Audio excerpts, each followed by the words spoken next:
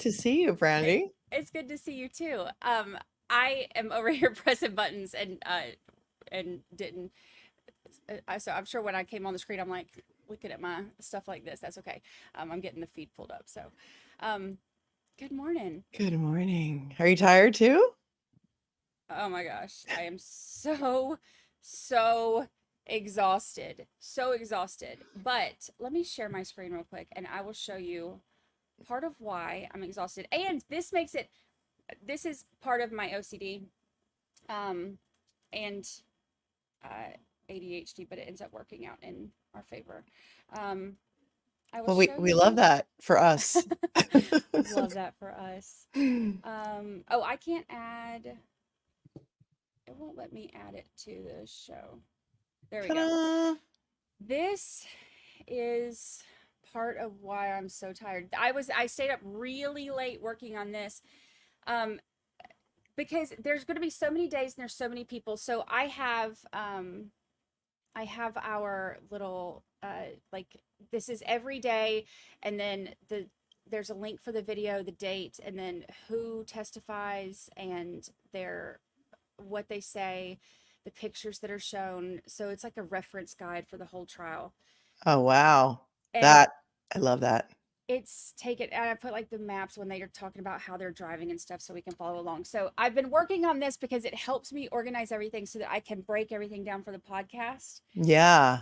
But That- it takes a while. let's see. Can you zoom in on it a little bit so we can see it? Because I have an entire legal pad of notes already on this trial, and I go back to read my notes, and they're indecipherable. I'm like, it's too dark down here. I have no idea. It's chicken scratch. I go back and then when I get so excited about testimony, I forget to take notes. So then I have a hard time remembering what Flamati said because, in my opinion, Yeah. he burned this thing to the ground, him and Saraf. So it's like every day when you just think, in my opinion, it couldn't get any worse, it gets worse for, Yeah.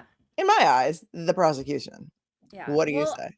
I've done the same thing, and there's things that I pick up on when I go back and I'll, load the transcripts, and I'll sit there and I'll go through the transcripts and I'll read. And there are things that I pick up on in that, because I always say the devil's in the details, but you know how it is too when you're interacting with your people and you're, excited to see everybody and you're experiencing all this together. So you're going to miss things anyway. But, but there's a couple things, openings. Let's see. There was, what was it from yesterday? I think that there was something that I noticed when I was going through this stuff that I was like, oh, I didn't pick up on that the first time. I Mm-hmm. think it was, oh, yeah, Melanie had said, and you may have picked up on this, but Melanie had said that there was never any point in time that he saw Jen and Karen Reed in the car together. The whole story was that they were in the car together. They, said a prayer and she, screamed for her to Google how long to die in the cold. And so Melanie said that, he was out and about that whole time and that there was never a point in time when they were in the car together.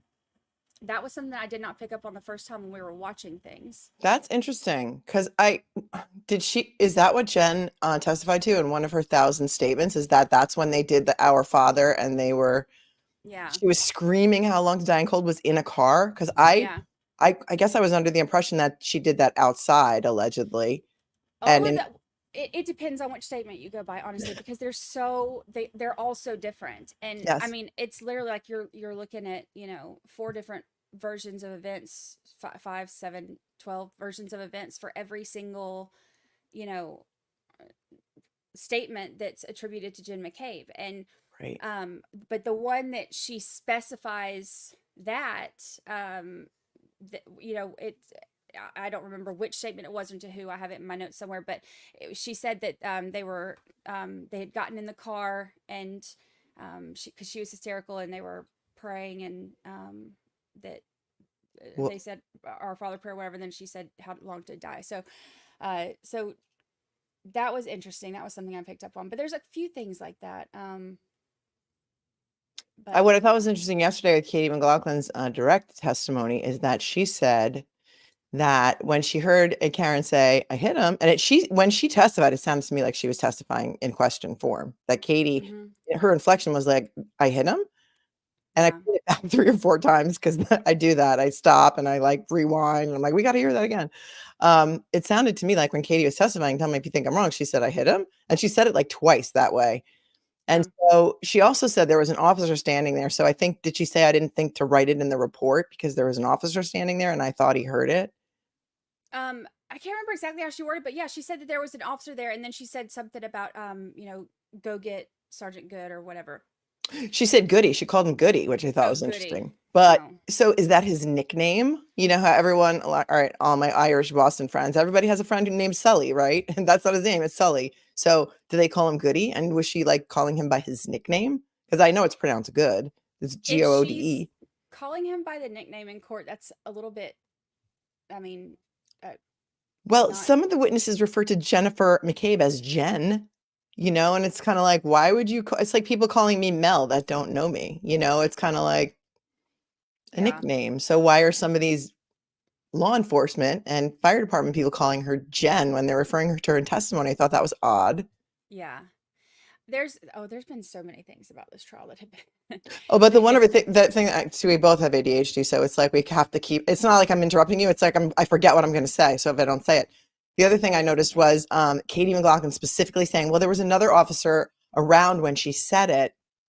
So I just, I think she said something like, I didn't write it in her report. We're going to see that in the precision, the surgeon like cross examination that we're going to see coming up next. But um, what I thought was so interesting about that is that later around 9 a.m., Jen McCabe calls either Proctor or Lank, one of them, to come back and add something to her statement. Yeah, Do you remember that? And yeah, that's what she added. She said, well, I wanted you to know. I mean, I know there were officers around, so I thought they wrote it in their report, but I wanted you to know that she said, I hit him. I hit him. Did I hit him? Or I hit him. I think she's going to just say, I hit him. yeah. But Oh, kind of interesting. Like Katie says, oh, there was an officer around. And then yeah, Jen calls back and says, well, I know there were officers around and I don't know if they heard it. I want to make sure it's in the statement. yeah. Did they Uh, coordinate? I don't know. Rick James said that he went to high school with Sergeant Good, and his nickname was Goody. So that is his nickname. There you go. There you go. So why is Katie McLaughlin, who's a new firefighter, referring to, is he a sergeant good, Um, as by his high school nickname? I mean, The relationships, the family roots, or the family tree of Canton, the roots are very twisted. it Everybody knows is. everybody. It is. And and I get that, like, cuz I'm from a small town, and everybody has, like, I will see, somebody's granny in the store. Like, I mean, you know everybody, and Hmm. their mama and their hairdresser and their dog walker. So I get that. Um but because I get that, I also get how, you know, I see the people that are saying, like, oh, well, they were in a wedding 20 years ago. Okay, what that means is that there are, it doesn't mean that you were friends 20 years ago. It means that you are down home 20 years of connection. It's, Generational friends. yeah, The it's very parents are different. friends. The cousins Yeah, are friends. And what I'm going to find really interesting now is that of course they have photos of Katie McLaughlin and Caitlin Albert together. They're besties. I mean, they have pictures of them hugging and drinking. And people have sent me pictures from Facebook and other places of the two of them together. yeah, How is she possibly going to say, I didn't know Jen McCabe? You imagine if she's best friends, she goes to family functions, communions, confirmations, birthday parties, whatever. She's yeah, absolutely met her best friend's mother's sister. They live in the same town. It's yeah, not like her aunt or Caitlin's aunt who lives, on the other coast that she may have never met. So yeah. I mean, there's a lot of things that are going to have to be explained. I'll tell you too, like, I think that this is going to be one of the most interesting cross examinations that we've seen so far, because I am curious if they are going to bring up, you know how he's going to bring up any kind of, ties to the family, and or how he's going to bring up anything. So I'll be real curious to. yeah. Good morning, Kurt from Uncivil Law. Do you know Kurt, Brandy? Hello, I don't think so. Welcome to Kurt. Kurt has a channel called Uncivil Law where he helps us learn from the misfortunes of others, as he likes to say. And he's a constitutional law expert. So if you have any questions, anyone, of constitutional law, go see Kurt. I will. What's with Welcome. our volume levels? Are our volume levels bad? I'm letting Brandi control the volume levels because she has much Oh, fancier are mine? equipment than I do. I don't know. I don't know if it's, we're trying to, Brandi's going to run the court feed today for us. So hopefully she can modulate that a little better than I can without my, my team of people that I don't have. I have my mic. I can turn it up a little bit if it's too. Oh, I don't know what he was referring to, but I think sometimes when I play the court feed and then I talk, it's like I'm blowing people's eardrums out because first of all, Lally doesn't know where the microphone is. But I think partially he's doing that on purpose because he knows that what he has to say is not going to wow anyone. So that's my personal opinion. I turned my mic up if that's too loud, and if now it's like like Brandi all up in your ear, tell me and I can turn it back down. Lally was one of it. That was the hardest opening to decipher for the podcast. It was so difficult to go through his mess, and You're being kind. oh, it was so bad. It was so a bad. mishigas. It was scattered. It was dispassionate. It was almost like he didn't even believe what he was saying. He had no conviction. And at the points in time where he said the most important parts of their case, which is, and we heard her say, I hit him, I hit him, I hit him. And then 3 years later or 2 years later, we were in court and then everyone knew everyone. He brought in, somebody said you counted how many characters he brought in during the opening. Yeah, 76. 76. Yeah. So, which the problem with that is that he spoke for 38 minutes. So 76. So he is literally introducing a new name to the jury every 30 seconds for 38 minutes straight. How are they going to keep up with that? And, any of the things that he had that stood out that were new got lost because it's like how like when you fry some chicken and then you put some hot sauce on it but you accidentally put too much hot sauce. Any flavoring that you could have had and been excited about is gone because all you taste is hot sauce. That's how his stuff was. His it completely just burned out anything else that could have happened. You missed it. The only thing that when I went back to decipher it, the only thing that I I still need to turn my mic up more. Dang. I don't know. I have mine set on auto on my StreamYard settings. Let me see. Automatically adjust mic volume. I don't know. So loud. That's the way you do it. So like the only thing that I really heard that was different or new, I guess, from him was he said that there's video of Karen leaving 34 Fairview that night from that temple where they had gotten the video, which we knew that they had video from the temple, but the only video times that we had were on the way there and, then later in the morning, like 5 whatever in the morning. But there has never been any mention of her leaving Fairview. So that was something that was new. Mm-hmm. And I noticed that there was the way he worded the whole thing about the Bodhi labs and the mitochondrial DNA testing and everything. It wasn't like, oh, this is a match. It said the way he worded it was very, consistent she will tell you that her opinion is that this is consistent with this, which is, it is what it is. I mean, if it's a hair, I mean, he was in the car that night. We know that he was, around the car that night. The jury will have to put whatever weight they want on that. But it's just kind of funny that we spent so long waiting on this and it finally, and so many, I mean, they've been arguing over this for so long and now it finally comes in and it's a very vague, Very vague. And didn't their own lab say that it was not, confirm that it was not human hair? Didn't the MSP lab say it was not? They said that there's no human DNA detected. And so, and I know that Lally was saying, well, that doesn't mean it's not a human hair. It means that there's no human DNA. He said in one of the hearings that there's not enough of a sample for them to do the testing on. But I went back and read the reports, and they specifically said that they, oh well, you have to have the root, but he specifically said in there that they submitted the root end for evaluation, for testing. So when they did the nuclear DNA, looking for the regular DNA, the ladder DNA is what I call it.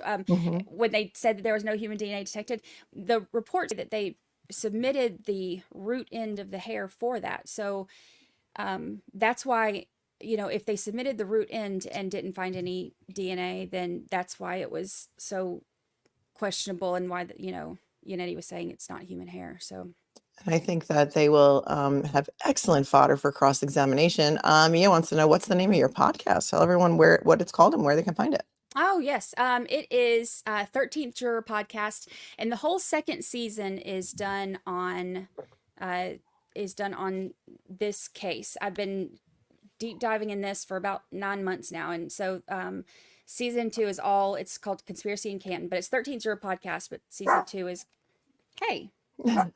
Hey, sassy. 13. And so where people can find it? Where? Spotify? Everywhere. It's got Spotify, Apple Podcast. I've got it in a playlist on my YouTube channel as well. So but if you look up 13th Juror Podcast, it's on there. So it's on YouTube too, right? Yeah. So what number are you up to? I remember last time I checked, you were in what are you up to? I think it was like 22 in true crime? In true crime in the US. I have not checked it today. It's been fluctuated kind of between like 22 to 32, kind of like, depending on the day. So, but everyone go watch it, and then go on Apple and leave a really good review on Apple Podcasts, right? Is that where they have to go do it? Apple Podcasts? It's funny because some of the people that have left me, most of the reviews have been really good, but some of the people that have left bad reviews, it's people that will post something like give me a review and then go to Twitter and say the same thing to me on there. So I know that it's the people who are, like just don't like, Girl, get off the cesspool of Twitter. Nothing good comes from Twitter. Uncivil. What, if any, consistency did the hair have? Thank you for your super chat. I made a new emoji last night for my members. Guys, put some what if any emojis in the chat. What if any? Did you see our lally tally? No. Oh my gosh. No, you're not on Twitter. Hold on. Let me pull up our lally tally, and I will show you. Hilarious. Oh my gosh, we had so Marie Moss, one of our members, is fantastic, and she counts things for us because she's just great like that. Oh, that's awesome. So we made a lally tally. So we have a running count. He has said it to date 240 times. Wow. Can we count in there also if he says what if anything? So if it's any version thereof. Yeah. What if any, who if anyone, any of the variations of that. So far we are up to 240. That's a lot. People are really annoyed also about all of the heavy breathing into the judge's mic. So I made a sigh emoji for that one because it's like the heavy sighing. And I'm wondering if people that are sitting in the courtroom can hear it as loudly as we can at home with headphones on and earbuds. Because it's sort of like a little bit prejudicial depending on who she's heavy sighing about, who's talking when she's heavy sighing, I think. I feel like they have to hear it because if we hear it, our fan is up. Let me boost our volume real quick and get all that goodness done. And then I'll give us our fan to look at. It's kind of nauseating, that fan. Somebody said they went into Court TV's stream and they asked if they could not focus on the fan. Why can't they focus on a clock or something? I know. Normally we'll get like the state seal or something, and but not around here. Around here we get the fan. Great for sleeping, not great for TV. I think this is on your stream. I think we're getting dual comments, which I think is good. Prestige Worldwide, thanks for your super chat. Karen Reed cracked her taillight at home before finding JK. You mean J.O.? John O'Keefe? Does this mean the Karen hit him was devised on the spot? If yes, what do you believe the OG plan to pin the murder on Karen might have been? What are your thoughts? I've heard multiple theories on this. One of the things that I heard was that it was originally going to be the plow, because that was one of the first things that was said is, that she had called and said, did a plow hit him or something like Right. that. So, uh, and when I say that's one of the first things it said, according to the documents that weren't recorded, weren't documented, weren't signed, and were mostly submitted, weeks later. So we don't Right. really, we have our documents, but we don't really know what has actually been said at any point in time. Well, she admitted to saying, "Did I hit him?" Yeah, on Nightline or whatever, and she said it was a question. It was preceded by "did" and "did I hit him?" like as in a question. yeah, Let's just say that when she called Jen McCabe early in the morning, and Jen was like, he never made it in. I wonder if he got hit or something. Maybe he tried to. I'll call him and got hit." Now it's in her head, right? And she's already in shock. She's freaking out. yeah, And obviously, when she gets to the scene and she sees his body on the last thing she's going to think of is that something else happened to him. That's where she left him. yeah, And now she's maybe thinking like, did I hit him? Like, and maybe it's already been planted. Hey, I wonder if you hit him when you left him. yeah. I think that there's so much going on in that moment that she's hysterical. She's, emotional. She's confused. She doesn't have any idea what's going on. And, you know, I, and I said this yesterday, she may have said it. She may have, I honestly don't think that she remembers what she said. So I, I feel like to get the better, gauge of what was actually said, go by the most consistency. And the most consistency is the ones who were there that morning all said that she was screaming, "Is he dead? Is he dead? Oh my gosh."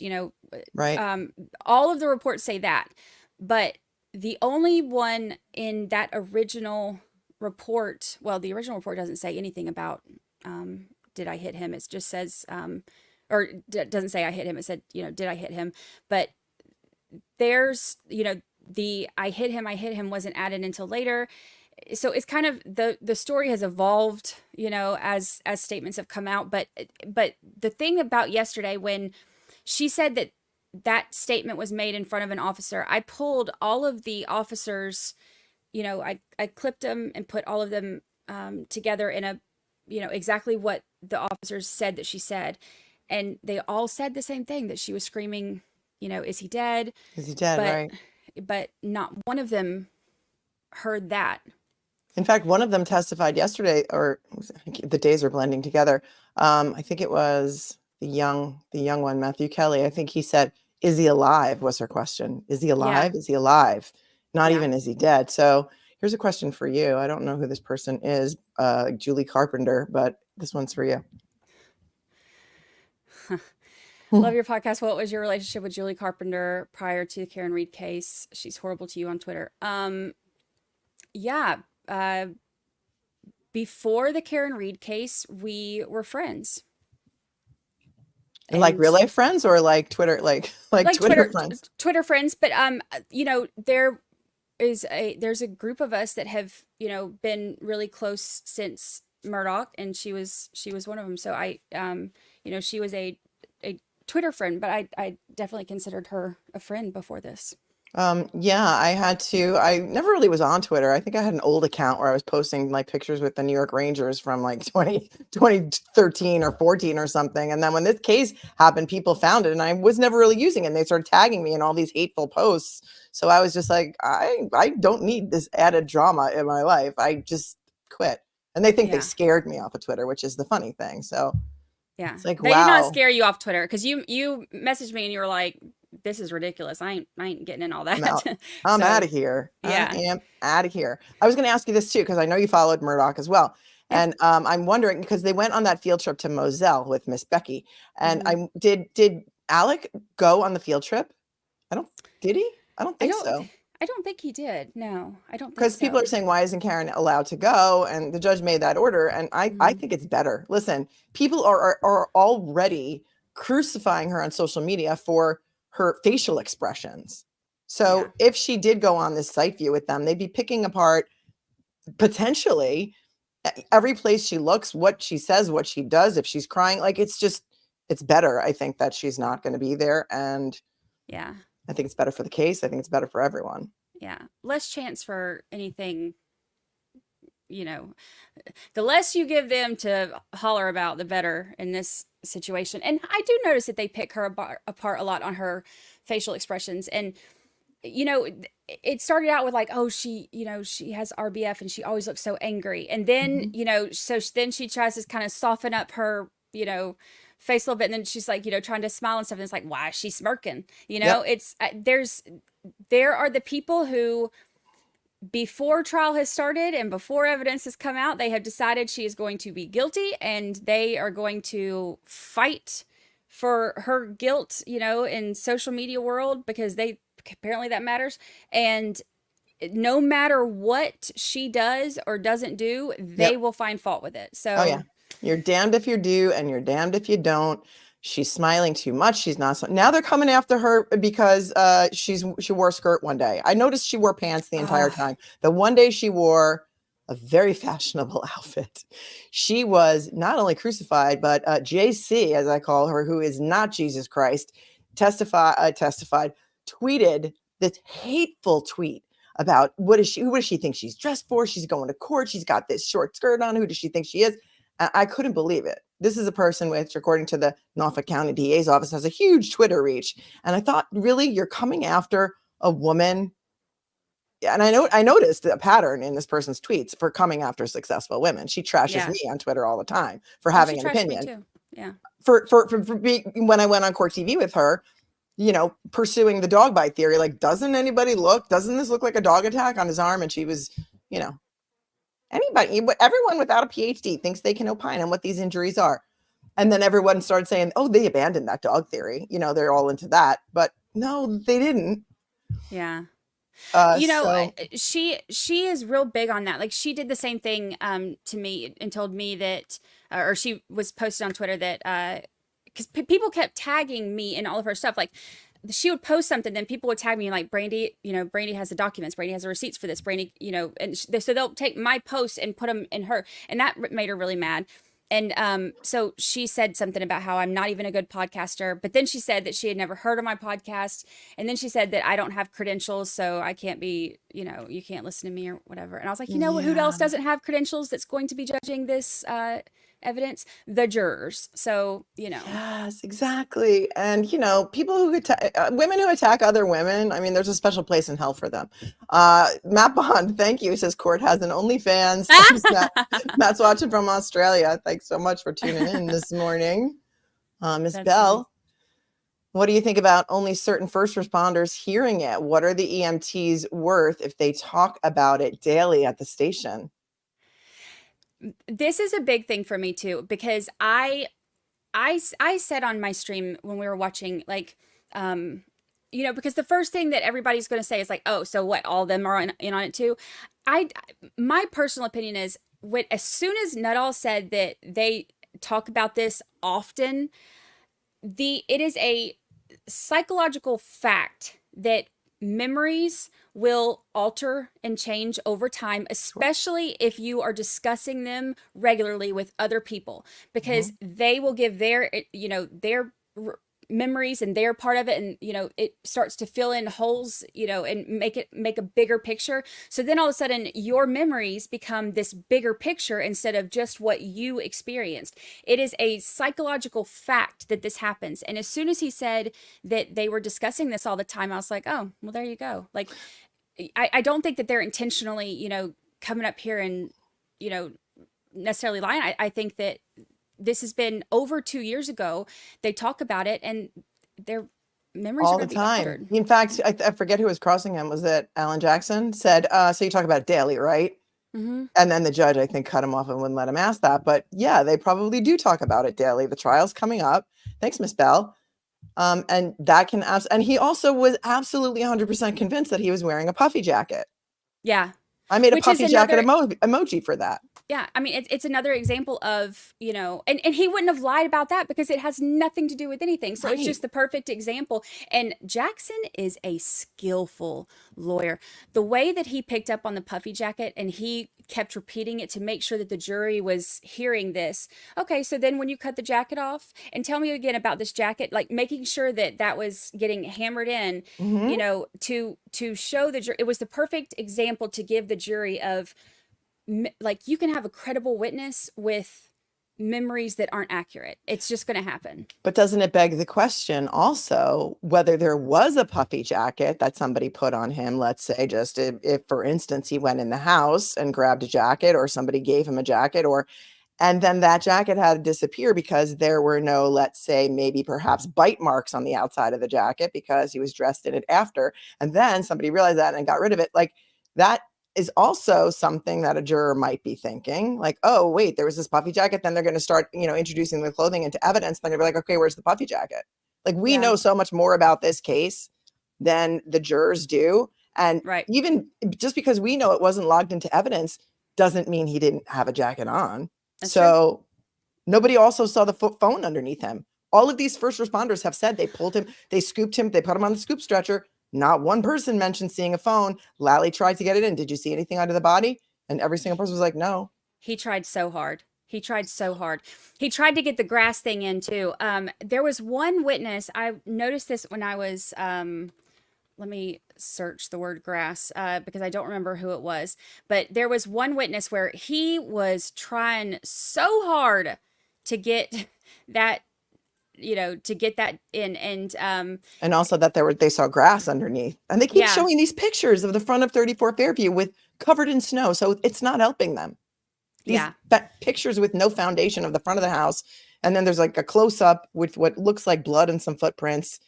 There's no indication that a body was ever there. They don't have any photos of the body being there because they lost the iPhone that the pictures were taken on. The whole thing is sus, in my opinion. So my opinions are mine. Brandi's opinions are Brandi's. We are not conflating our opinions, but I think we agree on certain things. Yeah. Uncivil, thanks. I've been shipping a love affair between the fan and fire alarm on stream, but it seems Doorhead Jam has become an interloper. Oh, look at that. Yeah. The Doorhead Jam is trying to bust into the relationship. Oh, here they come. Do you mind?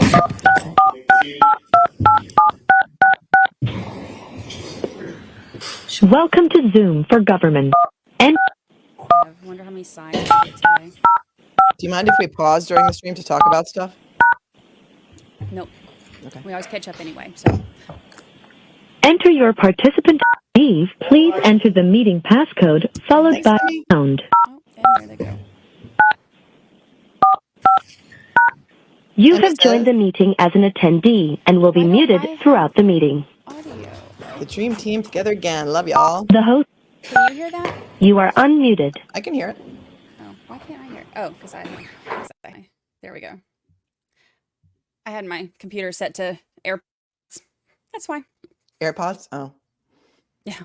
Damn settings. I can't hear it now, but I don't know if there's any audio.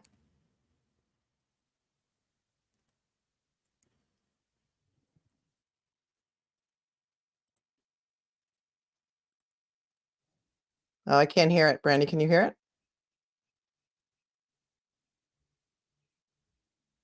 Brandi, can you guys hear it? Nobody can hear it. There it goes. No, I still don't hear it.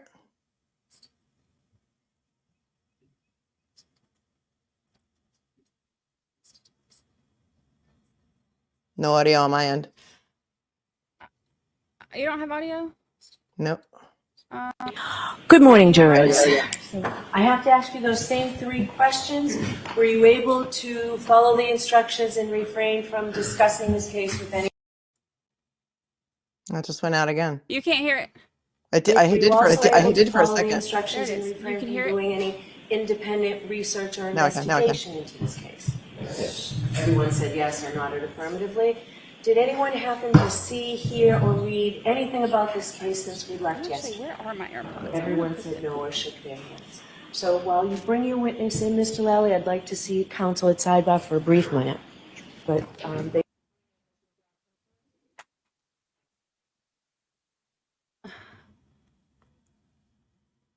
Stop pressing buttons. Oh, you know what? I'll pull it up on my end, maybe.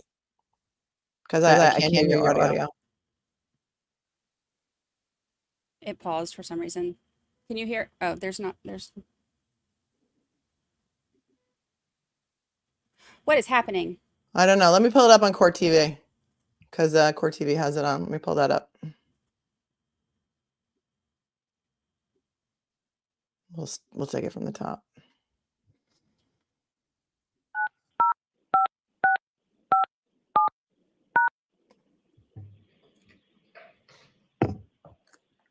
Enter your participant leave. Please enter the meeting passcode followed by pound.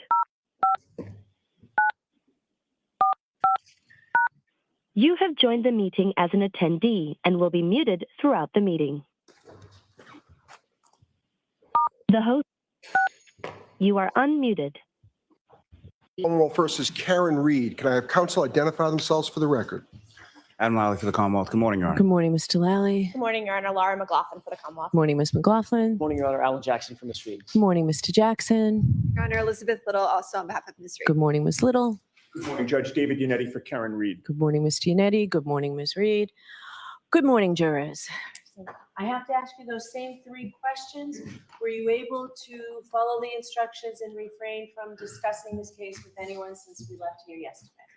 Everyone said yes or nodded affirmatively. Were you also able to follow the instructions and refrain from doing any independent research or investigation into this case? Yes. Everyone said yes or nodded affirmatively. Did anyone happen to see, hear, or read anything about this case since we left yesterday? Everyone said no or shook their hands. So while you bring your witness in, Mr. Lally, I'd like to see counsel at sidebar for a brief minute. Look at how Karen looks very tired. A lot of people don't know about her medical conditions. She's got MS. She was diagnosed with a brain tumor. She had many abdominal surgeries. She has almost her entire colon removed. So when people are talking about, the smirks on her face, she could be in pain. Yeah. That's her. That is John O'Keefe's dad. He's here today, sitting next to Paul O'Keefe. I'm going to catch us up a little bit. I thought Paul and Aaron were both very helpful witnesses for the defense, in my opinion. Yeah, it was nice to hear them talk about how much they liked Karen and how, he was very appreciative of what she had done and hearing how, she jumped right in immediately and helped with the kids and stuff. I thought that was right. And she was so generous with the kids. Mm-hmm. And, if buying the niece an iced coffee on the way to school was what triggered her to want to commit murder, she wasn't mad about it. He was. Like, the whole thing just doesn't make any sense. Yeah. And there's Karen's parents. And I think some friends or family members. I was watching yesterday something too. I was watching Vinnie Politan does a podcast on YouTube also. And he had two guys on, and the two guys that she usually does his podcast with, I don't know who they are or what their names are, but one of the gentlemen was so, I think the whole thing is ridiculous. He just doesn't come home, and she's all freaking out that he didn't come home, and who does that? And why wouldn't she just assume that he slept over a buddy's house or that he passed out somewhere? And I didn't obviously comment or get into it with the people that were in that chat, but he never stayed out all night without coming home for those kids. And I would be in a panic too. He would never have crashed at Albert's. He wasn't good friends with them. Yeah. And she had said, too, that he was definitely going to come home because, his niece was there, and that, she knew that he wasn't going to be staying out all night because of that too. So I understand why, she's getting panicked and worried, and right. I don't think that anybody can really say how you would act in that situation or what you would do or what you would think. Right. So I think people are very hard on her about, everything. And this is one of my things too, like there's, if at bare minimum, there's reasonable doubt. So why not just, give her the benefit of the doubt that we're supposed to give her as we're going through trial and, see what comes out. But that's not how. Yeah. show some grace. Trish says he never had not come home before, and that's true. I think the one night he stayed out was when they were on vacation in the hotel. He stayed out until something like 3 a.m. And yeah, Jason, yeah. So that's interesting. Jason watched it too. I was just so taken aback by that. It's like, I don't know, I just feel like everybody wants to attack successful women. And it's like, can we let this woman have a little bit of grace with everything that she's been going through? She hasn't had a chance to grieve at all. And some people worry more than others. And I thought I would worry too if it was something that was out of the ordinary that had never happened before. And there was a blizzard. Yeah. Yeah, I mean, there was a blizzard that, she doesn't know where he's at. Like the niece is there. It said that she woke up the niece, asking if she had heard from him. We know that she drove to Waterfall before she went out there looking for him, and she's seen on video, going to Waterfall first. And that was one of the things I said too. Like if she was like, oh, you know what, I showed him, he's laying in the yard of, these other police officers, like right. she wouldn't have gone to Waterfall looking for him. So I think, she was hysterical and didn't know where he was and was worried.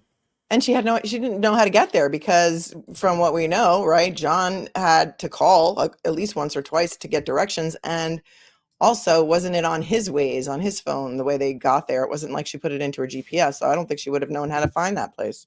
Yeah, it was on his Waze that they found it at that night. And then the reverse thing too.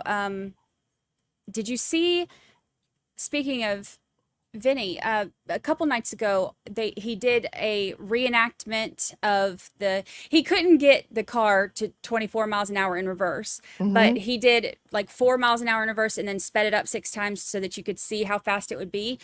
And it's going crazy fast. And I noticed too that Lally has brought up the hill multiple times. So I think that's how he's going to try to explain the 24 miles an hour. But one of my members lives in the area. She just said that she went by and recorded, like, to show exactly what it looks like. So I think that's where he's going with that. Here they have the cars at 34 Fairview right now with the taillight removed. Thanks, Barry Raven.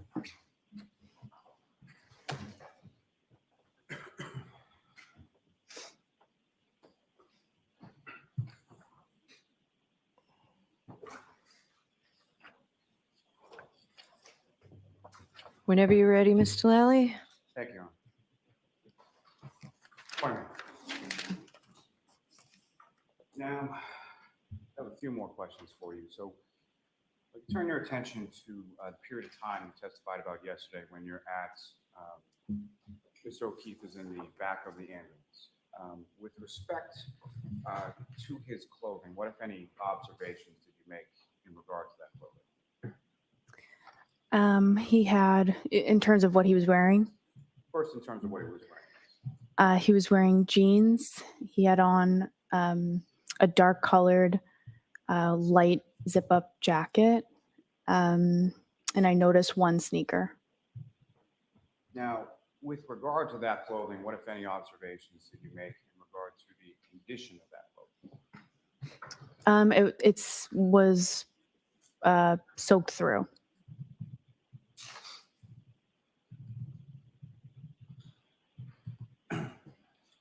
As far as tears or holes or anything else with Oh no, with the leading questions. No. I didn't see any. So the arm wasn't shredded. Ms. Gilman, if I could have exhibit number 18. I wish he would use a mic. I know. May I approach the witness, John? Yes. And this is the first I've heard about a zip up jacket. Mm-hmm. Okay. I know you can't hear Lally. That's why I put the closed captions on, you guys. Hopefully they're accurate. He doesn't like First, to use a mic. Firefighter McLaughlin, do you recognize what's up on the screen as Exhibit 18? Do I Do recognize you recognize what it is? what it is? Yes. Yes. And what do you recognize it to be? The address of the call, 34 Fairview Road. Now, with respect to this photograph, do you observe within it or where Mr. O'Keefe was on the ground when you first arrived? From this angle, no, I don't. And if you could, it was not on the photograph, is it off to the left, the right, or where would it be in relation to this photograph? To the left, I would say. And about how far off frame do you believe it was? I'm not sure.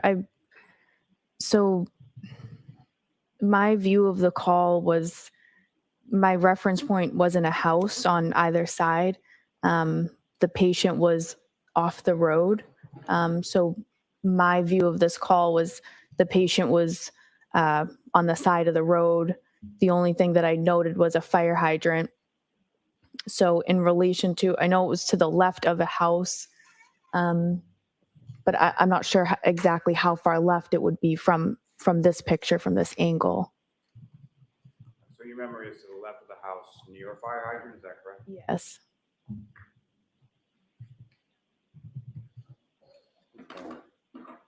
Take that down. I have no further questions. All right, cross-examination. Oh, yeah. Oh boy. Welcome, Dr. Alan Jackson, the surgical master of cross-exam. Good morning, Ms. McLaughlin. Morning. You responded to the call of an unresponsive male in the snow at 34 Fairview. That was the address you recalled, correct? Correct. The house you just looked at, that is in fact 34 Fairview, right? Correct. As Mr. O'Keefe was being transported by ambulance, you were instructed by firefighter Flamati to get information about the victim from Karen Reed, correct? He wasn't being transported by the ambulance at that time. He was on the stretcher. And Tony, who was at the head of the stretcher, asked me to get information from Miss Reed about the patient, but he wasn't being transported in the ambulance at that time. Who's Tony? Firefighter Flamati. Got it. When you did, in fact, did you follow those directives? I did. When you finally approached Miss Reed in order to get that medical history as best you could, what did the scene look like? Who was with you or around you? So they started to move the stretcher towards the ambulance. Miss Reed was sort of, I guess I would describe it as moving around the scene. So she was moving, kind of going in circles. So I was really just focused on her, trying to get her to converse with me and get those questions. So that I wasn't really noticing anything else at that point. I was more just trying to contact her, and she was moving around. What were you wearing at the time? I had my like winter fire jacket on. What color is it? It's yellow and red. Bright yellow for safety purposes. Yes. When you began your actual questioning, once everybody sort of stood still, and you began your questioning of Miss Reed, you were standing in one spot. Miss Reed was standing to your right. Is that right? Well, the questioning started, as I said, she was moving around the scene. So the questioning was ongoing as she was moving around to different locations. I don't know exactly how many of the questions I got out during the time that she was moving around. At one point, we did come to a stop. And at that point, she was to my right. That's the point I want to focus your attention on, if I could. When you came to a stop, that's the point at which you recall the statement being made that you attribute to my client. Yes. Okay. And in that group, who was there? I want to make sure I understand this exactly. So there was Miss Reed to my right. There was a civilian woman to my left. There was a police officer who was not directly across from me, but I would say maybe diagonal to me, closer to Miss Reed. Your Honor, I'm holding a photograph. This has been shown to the Commonwealth. May I approach? Yes. I'll show you Ms. McLaughlin, a still photograph. I'm going to ask you to take a quick look at that photograph and look up after you've studied it for a second and tell me if you recognize people that are in that photograph. I recognize people in it. May I publish, Your Honor? Yes. Is this an exhibit or are you moving to introduce it? I'm moving to introduce it. It has not been introduced as yet. Okay. So go ahead and have the witness adopt it first. Sure. Do you see the person closest to frame? Closest to the camera? Yes. In what appears to be a yellow and red jacket. Yes. Who's that? That would be me. Who's to your right? It appears to be Miss Reed, And to your left? a civilian woman, And across, as you said, sort of diagonal, closer to Miss Reed is? a police officer. Do you know that officer's name, by the way? I don't know his name. Okay. Your Honor, with that, I would ask that this be marked as next in order. Okay. Is there any objection? No objection. So we are going to remark these exhibits today because of the problems that I indicated at sidebar. How do you want to do this, Madam Reporter? I don't know where we start from. What problems? Maybe they Tori, had how many are in evidence?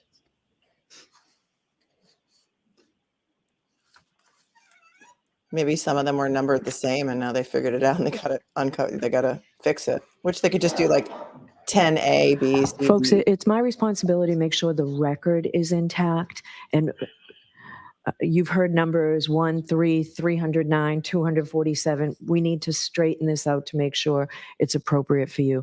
You know what, Madam Clerk, Madam Court Reporter, just mark it as the next exhibit number, whatever in the hundreds that is, and we'll take care of this today. I don't want to waste your time, folks, while we do this, but it's very important that we do it. All right. She's also been telling the jury she's going to teach them the law, All right, which so I've never there heard. was any objection to that from the Yeah, Commonwealth? that's her job to teach No, them the law. Okay. She needs to instruct them on the law, not Yes. teach it to them. Ms. McLaughlin, this is the time or the scene that you've told us about when you heard the statement that you've attributed to my client, correct? Sorry, say that again? Sure. This is a moment in time, it captures a moment in time when you're standing there. To your right is Karen Reed, which you've described. To your left is a civilian female, which you've described. And across from you is an officer, which you've also described. Yes. So this would be the time or close in time to the time that you heard the statement that you attribute to Ms. Reed, correct? Yes. The first time you ever made that official report, an official report to law enforcement regarding that statement was January 30th, 2022, correct? Well, yes and no. The statement was made in front of the police officer, so that would technically be the first time that statement was made to a police officer in my presence. And then, yes, I testified to it on January 30th, as you said. You said it on January 30th. You weren't testifying under oath, correct? Okay. Said it. Okay. Yes. My question was really, and I appreciate you clarifying, my question was really the first time you actually told this statement to any law enforcement officer was on January 30th. Yes. Okay, we can take that down. That was when you met with Trooper Michael Crockett, correct? Yes. Obviously, that was very close in time to the event. It was the next day. Is that right? Yes. The events were close. The 29th. Yeah. So it would be the next day. Right, 29th, 30th. Yeah. Okay. The events were fresh in your mind at that time? Yes. You obviously knew about the importance of that interview. You knew that it dealt with a police officer who had passed?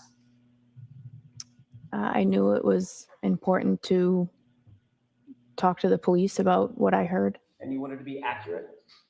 Yes. You wanted to be as detailed as you possibly could. Yes. And you understand that memories, obviously, they get a little worse with time, not better with time, right? Sure.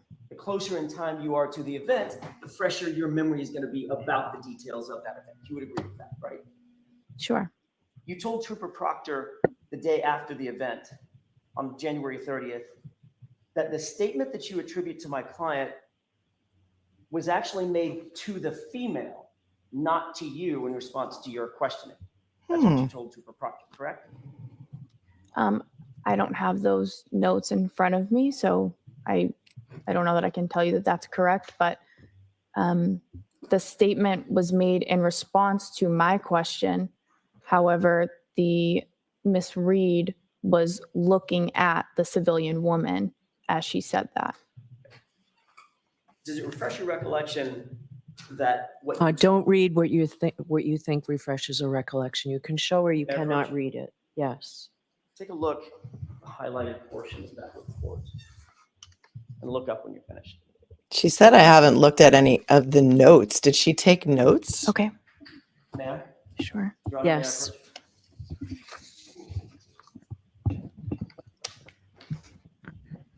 Does that refresh your recollection about what you told Trooper Proctor on January 30th?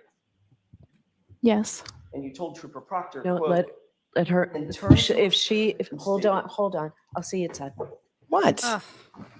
He's allowed to ask questions. You can't sandbag him like that. I hate that she won't let them give their reasons for objections either. That drives me nuts. I know. Every other trial that I've watched, I've never heard that before. I've never heard that before. Some judges will look at you if you say objection and wait for you to state your grounds before they will even address it. Yeah. May I, Your Honor? Yes. In fact, what you told Trooper Proctor was, quote, Karen then turned to her friend and stated, I hit him, I hit him, I hit him, I hit him. End quote. Correct? Okay. Is that yes? Yes, if you're saying that's in quotation marks in the in that, then yes. That's what's in the report. Okay. And you don't have to agree with me. I'm asking yes or no questions, not okay? Yes. Okay, thank you. So in fact, what you told Trooper Proctor was that Karen Reed looked at the female to your left and said 4 times, I hit him, I hit him, I hit him, I hit him, correct? Yes. And have you since learned that the name or identity of the female that was standing to your left? No. You're aware that the female that was standing to your left reported the exact same statement? No. Are you aware that the female standing to your left reported that exact same statement as, could I have hit him? Did I hit him? Did I hit him? No, I'm not aware of that. You then went back to the ambulance after you heard that statement that you believed you heard my client state. Yes. You opened the ambulance door, correct? Yes. That was the back door, The side door. the side door. And there were two firefighter paramedics in that ambulance at the time, correct? I believe there were more than 2 at that time. 2 of them included firefighter Nuttall and firefighter Flamani. Yes.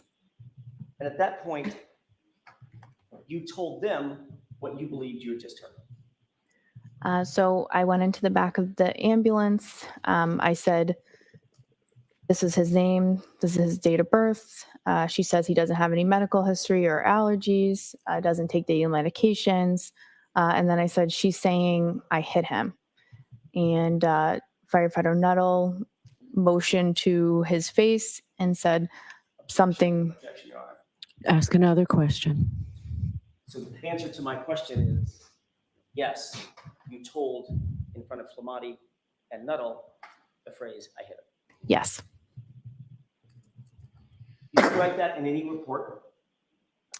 I don't write a report in this scenario of my job. Let her finish the answer, please. No. So there are 2 people that will write reports in my department on a call. one being the lead paramedic and the other being the officer who's on scene. So those are the people that write reports, and I was neither of those, so I did not write that in a report. Okay. That's correct. So let me ask the question again. You didn't write it in any report? No. You didn't write it in any notes? No. You didn't document that statement in any way whatsoever, correct? Other than my interview with Proctor and my subsequent testimony. Proctor, she calls You him. didn't document that statement in any way yourself, did you? No. Since January 30th, in that conversation that we just talked about with Trooper Proctor, your statement has evolved. Is that right? Evolved. I don't know how to answer that. You testified yesterday to something quite different Not quite different. than what you testified, I'm sorry, than what you stated to Trooper Proctor. Respectfully, I think my testimony has been pretty consistent. You testified to something yesterday quite different in context than what you told Trooper Proctor. Isn't that right? I don't know that that's right. Well, you told Trooper Proctor, Karen Reed looked at a female standing to your left, said, I hit him, I hit him, I hit him, I hit him. Right? Yes. Yesterday, you told these jurors that Karen Reed said, I hit him, and an officer said, you what? And she repeated, I hit him, and the officer immediately turned and went to find another sergeant. Is that right or no? Yes or no? No, there was more to that testimony. That's not what you said yesterday? I think I said more than that, than what you just repeated. Is what I said consistent with what you said yesterday? There's a lot of things that you said, more of. I'm asking, is that the sum and substance of what you told these jurors yesterday? Yes. So you would agree that from that time till yesterday, your story has evolved. It's changed. Would I agree with that? No. I don't know that I agree with that. You think the story that you told Trooper Proctor is exactly the same I story? understand what you're saying. So I understand what you're saying. So has your story evolved? Okay. Yes. Okay, I'm just going to pause this for a second to say this is not a good look. Ellen says he's trying to make her a hostile witness. I agree. This is not going to end well for her. She's being very argumentative. Yeah. Yeah, you can tell that she's getting frustrated, and I'm sure he could pick up on that, and I'm sure he's excited about it too, because, as an attorney, I think he wants the jury to see that, that She might have a personal stake in this, maybe. And I'm sure he is going to bring up the relationship with the girl who lives in that house, Caitlin Albert. So hang on to your seats, folks. yeah. Okay.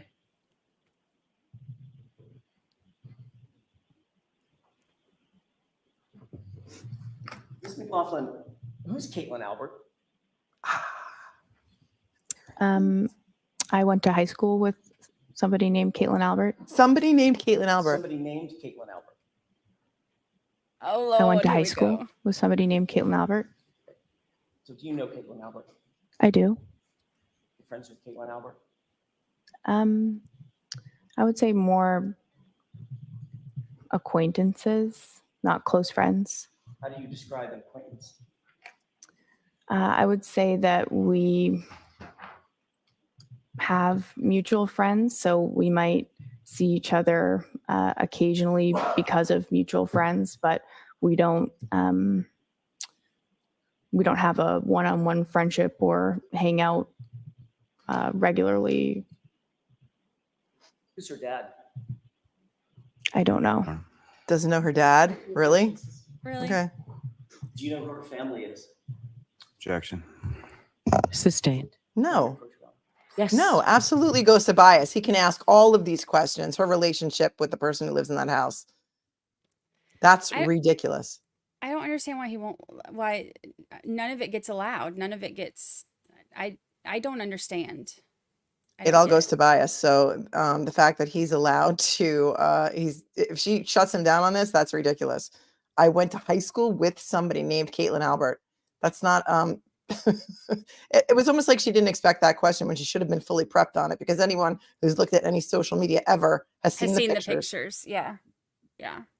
Like, this is not, Canton's finest secret here that, they know each other and have spent time together. So though I'll say, I don't think that there's a whole lot of prep for any of them that has gone into this. Lally doesn't seem like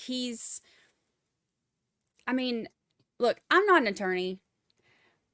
I just talk about him on YouTube. But to me, like, when you see such a stark contrast to, Jackson and Yannetti, and how they just walk everything through. They are so in control of everything that's happening and so intentional with everything that's happening. And they put, the emphasis on the right words. They make sure if something comes out that they want to, that they make sure that they stick on it for a minute so the jury hears it too. And, it is such a stark contrast to the way that Lally handles things. So I don't know that there was, I don't know that he even did any kind of. I feel like if he this. prepped anybody, he should have prepped her because he knew. And I feel like it has to come in. It has to be allowed to come in. I went to high school with someone named Caitlin Albert. Like, that was the most ridiculous statement possibly that we've heard so far. Yeah. But see, this is part of why, the whole cover up and conspiracy thing kind of this is kind of part of what started it, because the only person in any of the reports that said that they heard that was her, and she has ties to the Alberts. So everybody else heard, up until recently, apparently, with memories changing, but everybody else heard, did I hit him? She was the only one. So I don't know. This case gets I guess they're taking the jury out because everyone's standing. Yeah. Musica says, I feel like no one in this town has ever been challenged with anything. Challenged on anything. Dougal is there. Carl Dougal and his wife. All right. Ms. McLaughlin, I'm going to let you step out for a few minutes, show them what you have, and let a court officer know when you're ready for me to come back out. All rise for the court, please. Oh, are we going to get to hear the argument on this? I hope so. I'm too nosy for them to shut me out of all the side boss. Don't we usually get to hear them? What's the most recent trial that you got to hear them on? I'm trying to think. I remember I was watching the Maya Kowalski trial, and Recovery Addict, I think, had the Zoom feed, and on the Zoom feed you could hear what they were talking about at sidebar for a while until they started using that white noise machine. Well, see, I hate the white noise machines. All of the stuff, even when you can't hear the sidebars, even when you can't hear the sidebars, at least they'll let you hear the arguments outside, and like even before court and all of that. And this one is very, very limited. This one's very like, you can only, not as the jury's coming in, not before, not any of that. You don't get to see anything until they're, in there and situated. I'm going to keep the fan on my second screen, so when they come back, I'll turn it back on, but I know that it makes a lot of people nauseous. So if you were just tuning in, all 4,145 of you, hit the like button for the two blondies that are going to get you through this morning, this painful morning. The jury has just been excused because Alan Jackson has just brought up the fact that the witness currently on the stand, firefighter Katie McLaughlin from Canton Fire Department, knows Caitlin Albert, who is the daughter of Brian and Nicole Albert, who lives at 34 Fairview. And when he confronted her about that and said, do you know Caitlin Albert? She said, well, I went to high school with a girl named Caitlin Albert, and she's trying to minimize her relationship right out the gate. And then I think Jackson was going to show her a picture or something. And they need to argue it in front of her. So they let the jury go. And we are sitting here watching a fan. That makes a lot of people nauseous. It does make a lot of people nauseous. I want this to come in because I feel like it's important. I feel like it does go to, the bias. I feel like this is something that the jury needs to know so that they can decide if it's important or not. They can decide the weight on it, Yep. So I don't know why it wouldn't come in, especially given, the defense's theory on, what they're telling the jury, their whole defense is based on this being a cover up. So I think the jury needs to be able to hear everything so that they can decide whether or not, they think it's great. Because they may hear it and be like, you know what? No, that doesn't matter. But that should be something they should be able to consider. 100%. I mean, it goes to bias, right? Goes to memory, goes to a lot of things. And yeah, how did she not know that her fire was a Boston police officer? And she went to the high school with the girl, and people probably have receipts that they're still friends and they still hang out. Who knows if somebody has pictures of them recently drinking in a bar somewhere. So I think it's allowed to be brought in, and I don't understand what they're discussing, but we're not going to be able to hear it apparently. So there's that. A lot of new members here that we'll thank later. Thanks on top for your super sticker, and Ann Smith for your super sticker. Thank you. Thanks for being a member for a month. I'm not sure whose member you are, so because we can't really see whose or whose. They all come up together. Since we're doing a dual stream, can we count how many times Lally says sort of? Maybe you need a new counter. I know. Gosh, there's so many. Sort of is another one that he says a lot. Essentially is one he says a lot. Yeah. MD, thanks for your super chat. What's more perplexing is why wasn't Jen more upset? John was her friend for years, at least 10 years. And she's walking around the scene, doesn't seem to be upset at all. It's so bizarre. And we've heard that 911 call. It's going to come in. Mm-hmm. Here's me, and passed out in the snow. It didn't come in as officer down. Didn't come in as my friend of a decade, police officer John O'Keefe is laying in the snow. Yeah, I think it's strange that she didn't ever tell any of the officers that was her sister's house either. Yeah. I thought that was kind of odd. You would think that would be, one of the things that you talk about like that. That's, I mean, like, what do I know, but No, I feel like that would be, it's one of the first things I say, like we were here last night, this is my sister's house. This is, but yeah, he was invited to come over. Those aren't those important details. Yeah. Still looking at the fan. If she doesn't allow this in, Saroff's log also says 32 Fairview. None of the times were right. Everything about that log report was wrong, or dispatch report. And he said that, it doesn't really matter. It doesn't really matter if the report's wrong, because what's important is that we get someone out to the scene. Yeah. It's going to open up a whole can of worms for everybody who's ever been, convicted based on a dispatch report in Canton, because they don't seem to think that accuracy is important. Luna's mom, thanks so much for the super chat. Ladies, love you both. I have vertigo. Anyway, we cannot watch the fan. Yes, I took it off the screen. It makes me nauseous too, just even in my peripheral. Charlene, thanks for your super chat. Wait till the jury sees how tiny the lawn is compared to the Commonwealth's real estate.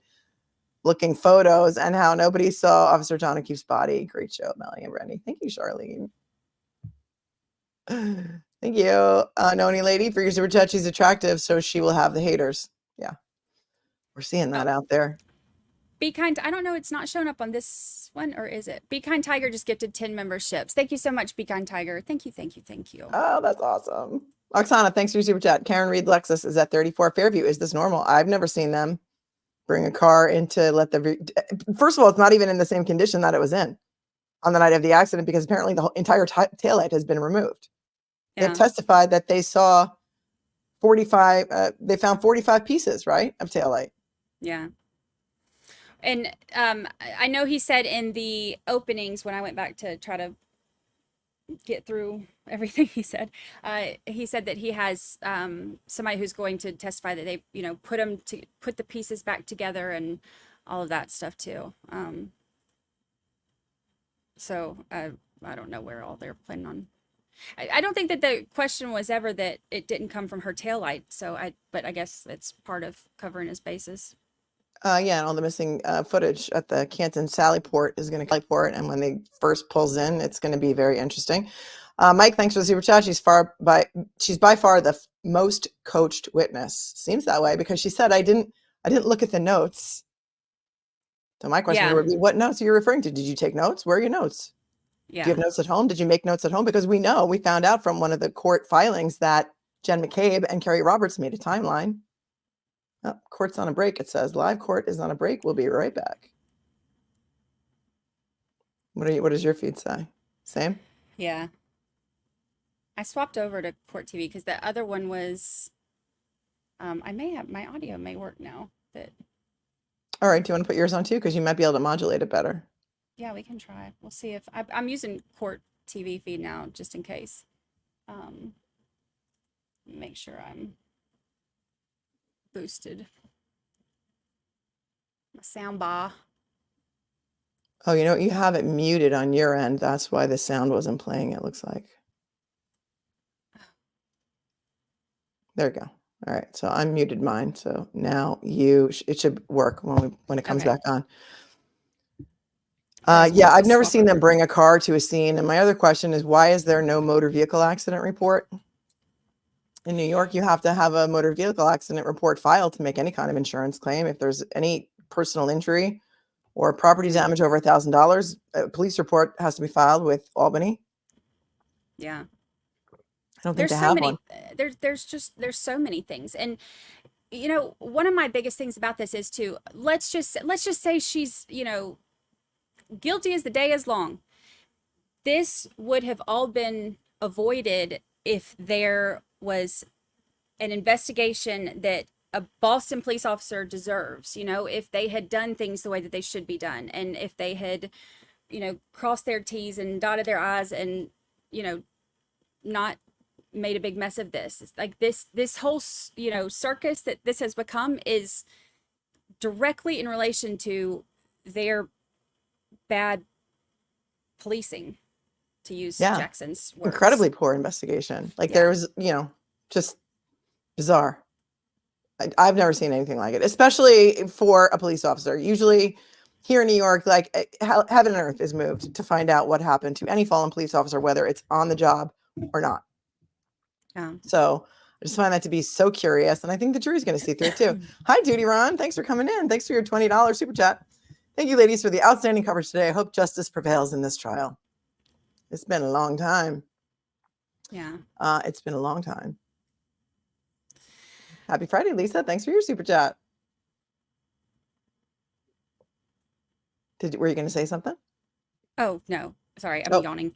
Paul Swallowing Christopher, a yawn. thanks for your super chat. It is Christmas. It's Christmas. Tuned in and see two of my favorites together. Best gift we could get. Oh, thanks, Paul. Mermaid Mary, RN, amazing work on your podcast. Brandi, your grass is still cellaring. Oh, okay, see this? My grass, I have grass because you don't have grass at the beach. So this is my grass, this little thing right here. And see how it's like sparkling? Oh, yeah. No idea why. It's like almost like a green screen effect, but I don't know how. I don't have I don't know why. And when I hold it up to, and I have a plant over here that does the same thing. Let me look here. Lucy's treat bag is right here. Let's see if this does it too. Yep. See? See? Well, that's funny. Maybe it's But the I sunlight. don't. Are you in I front of a don't- window? Well, I have a window to my left right here, but I don't know how to do it. I don't know. It may So be we're just- sunlight. It may be sunlight or maybe an angel. and Where's I like Lucy that. today? She I wants to like know where that. Lucy is today. She is right here. Come here. You want to say hi to your friends? Say hello. Oh, Say hello to your friends. Say hi. She's my little bestie. Hi, Elf. Thanks for your super chat. Why does the judge interrupt, doesn't want wait for Lally to object? I know. She's cutting off testimony before he even has an opportunity to object. And I mean, people have been screaming that she's biased, and I'm just trying to give her a fair shake because I know a lot of judges, and I know that a lot of judges can appear biased, but they're trying to do their best. But it's starting to be like everyone is saying it now. Yeah. There have been some decisions that she made that I thought were, that I thought were fair. But overall, you know what it reminds me of? Like when I was in when I was young and, I played ball and stuff, like I played basketball and I was a cheerleader and stuff. And I remember like there were a couple years where we have audio. There was a couple years where like the worst player on the team, his dad would coach and try to help out the worst. That's what it feels like. Oh, well, it says this is your tab, right? Yeah, that's your tab. Why are they, so they're going to go on the jury view while they argue this? But the attorneys are going on the jury view too.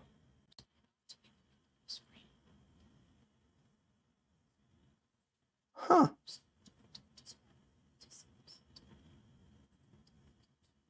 I can't hear anything on my feed. Can you? Can you hear it? No. Do you have? You can? Okay. Court TV feed didn't come back. Let me see if.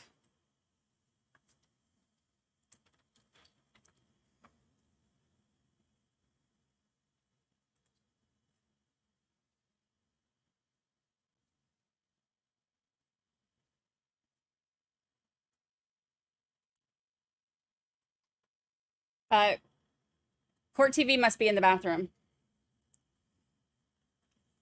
Somebody has the Come on. camera up. Oh, let me boost this. I'm having to swap because Court TV forgot to come back.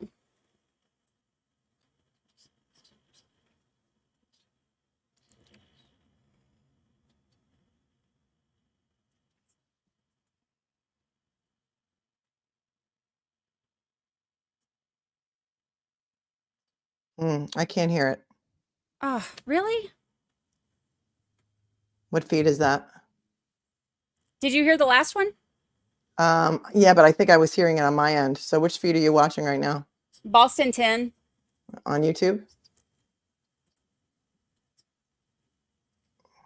I don't know why mine's not working.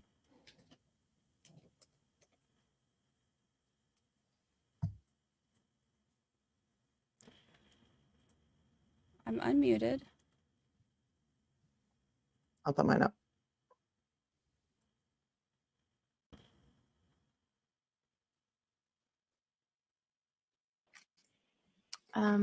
Just about if I needed a drink of water or to use. Okay, I'm going to take this back.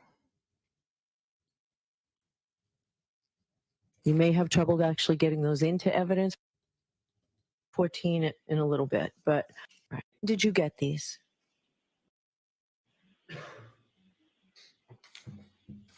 Okay, so we have four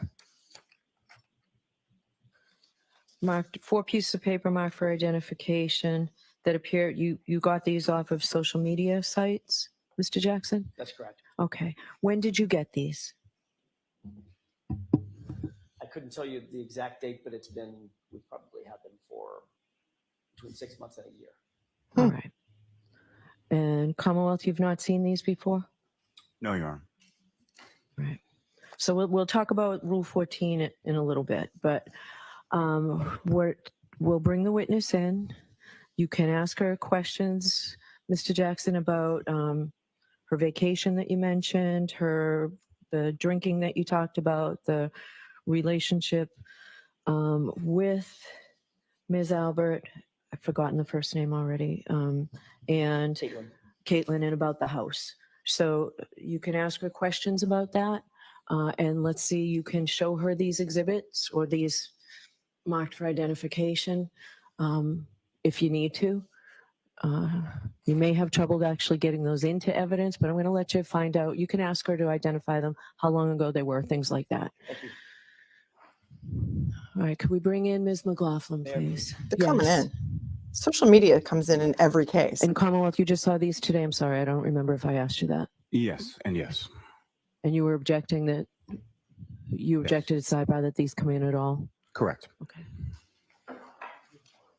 Oh, here's the fourth one. I'm sorry. Mr. Jackson, here's the last one.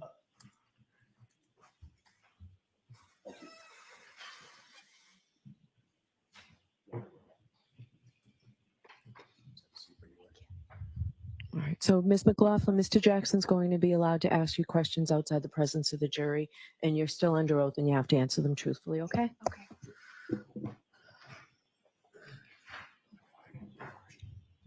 It's too bad Lally didn't do his homework.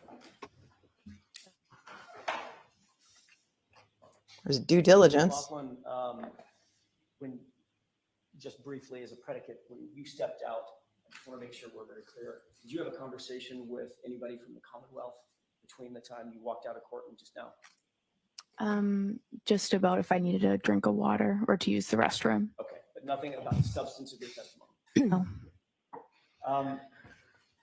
Mr. Laughlin, I asked you before we broke if you know who Caitlin Albert is.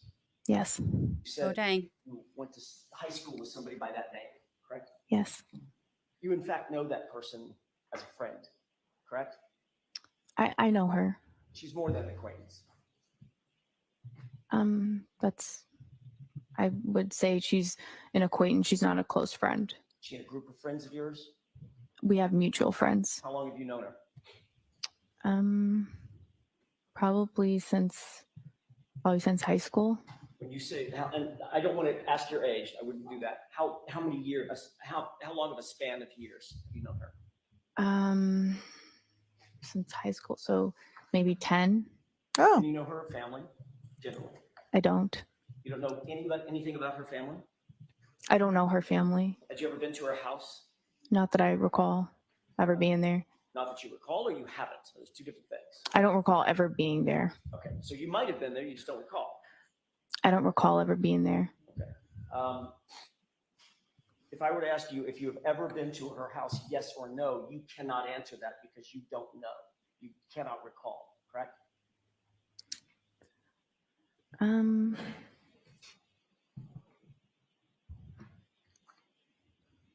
do you not I would say, recall? I would lean towards no. I have no recollection of ever being at her house. this is an offer of proof. That's what they're doing. People are saying, why isn't the jury in there? So the judge wants to hear an offer of proof as to what she's going to testify before she decides whether or not she's going to let the jury hear it. So yeah, her father was on a reality show. Brian Albert was on a show called Boston's Finest. So I'm sure that she knows the family, or at least who the family is.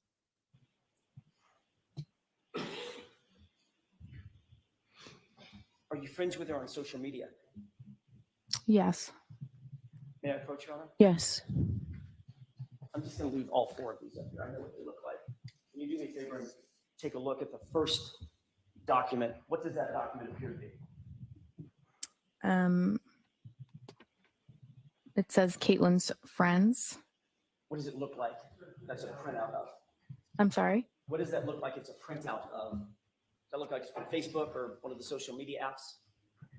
Yeah, I don't know exactly. Some social media. Okay. Under Caitlin's friends, do you see your handle, for lack of a better phrase? I do. Okay. Is that you? Yes. Okay. Can you look at the next photograph?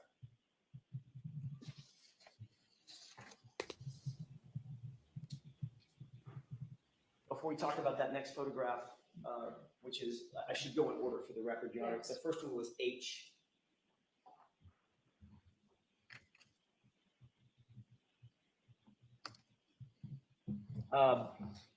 Before we talk about I, which is the next photograph, how long have you been social media friends, quote, friends with Caitlin Albert? I don't know. More than 5 years? Probably. More than 8 years? I don't know. The second photograph, or the second document, appears to be a photograph. It's I, is that right? Yes, Do you see yourself in that photograph? I do. You see Caitlin in that photograph?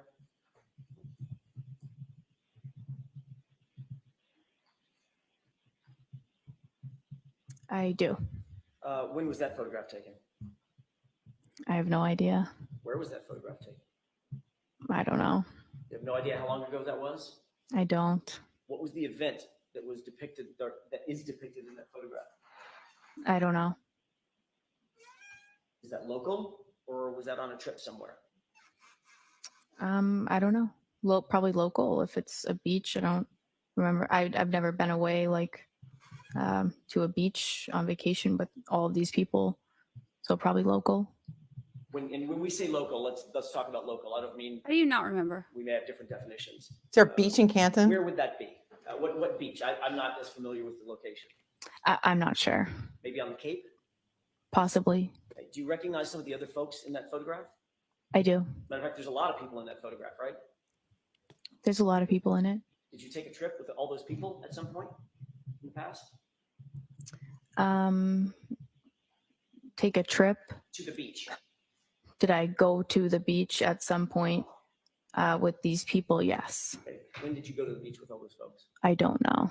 I don't know when this picture is from. Have you It gone? seems old to me, but Have you? Well, you can see yourself. I mean, yeah. What was that? Did you say it seems old to you? Yeah, to me. Okay. This isn't like a recent to me.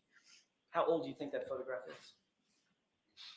I don't know. It could be around high school. I'm not sure. And I know Mr. Jackson didn't want to ask you how old you are. When did you get out of high school? 2014. I Okay. graduated. So could that have been around 2014? It could be. So you've known Caitlin for at least that long. Yeah. And when I say travel, I mean travel outside of Canton, gone places with her, correct? Yes. You posed for photographs with her, Yes. with other folks.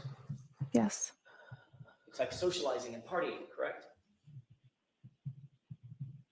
Looks like socializing. Maybe a small vacation. I've never been on vacation with a big group of people like this. Well, that doesn't look like what would you call that if that's not like a mini vacation? A day at the beach? A day at the beach. Okay, so maybe a day vacation. Sure. Okay, let's look at the next photograph. Jay. May I approach, Your Honor? Yes. I do need to remind myself. You can't look That at a photograph picture with looks that pretty many people old, and not correct? remember. Of course not. They both look old to And they've got the metadata on this. They know when it was posted. I'm sure they have the metadata on this. Like she's just making herself look even worse. Yeah. me. I don't know when they're from. I'm going to ask you the same questions about that. These aren't trick questions. I don't want to waste your time. What's that from? I don't remember specifically what or where this is. Do you see yourself in that photograph? I do. Do you see Caitlin in the photograph? I do. You're all posing for the camera, correct? Yes. What's the location? I don't know. No idea. She's annoyed. I don't. This is yet another socializing event with Caitlin that you can't recall. I don't know where this is Is that the- exactly. I'm sorry, I didn't mean to step on your words. Go ahead. I don't know where this is exactly. So you've had so many socializing events with Caitlin and other folks that you can't pinpoint this one as opposed to any of the others that you've had. Nicely done. No, I'm saying I can't. These photos are old. I don't know. I don't remember where these were or the circumstances around them. That's what I'm saying. You see how you're dressed in that photo? Yes. You see how you see the other friends that are there with you? Yeah. How many people would you estimate are in that photo? Do you want me to count how many people? Give me it. I don't have a photo in front of me, so just give me it. Is it more than 5? 12 12 people? ish. Do you recognize those dozen people? I do. Did you go on a day trip with those dozen people? Yeah, possibly. When? I don't know. Where? I'm sorry. I don't know. I don't remember. How many times have you gone on day trips with those dozen people? I don't know. How about turning back to photograph I? How many times have you gone on day trips and socialized with those number of people? It looks like probably double that, 20 or 25 people. I don't know. That's a big group of friends of yours that includes Caitlin Albert, right? A big group of mutual friends. So it's not just that she's a mutual friend, she's a friend. Isn't that right?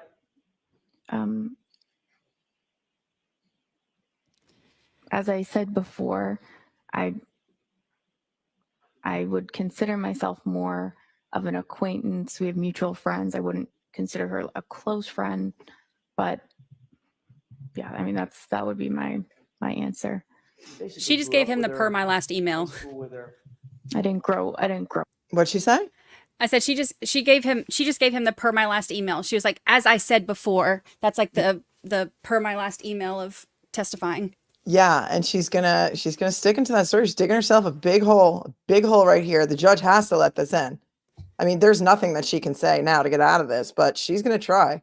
Yeah. Friend, but yeah, I mean that would be my answer. You basically grew up with her, went to high school with her. I didn't grow up with her. I went to high school with her. When I say grow up with her, I mean you grew up in the same town as her, right? Grew up in the same town. Went to the same high school as she did. Yes. Socialized with the same friends as she did. Yes. Went on day trips with her. Yes. And have all the same friend group. Right?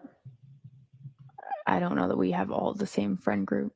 These are people that we're both friends with. But you don't consider her anything more than just an acquaintance. I think I described it to you.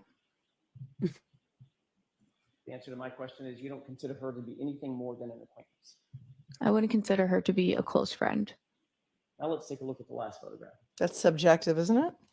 Mm-hmm.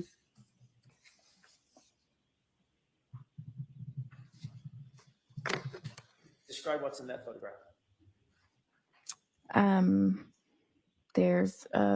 It's a picture of me. Caitlin is in it, and there's seems to be other people in it as well.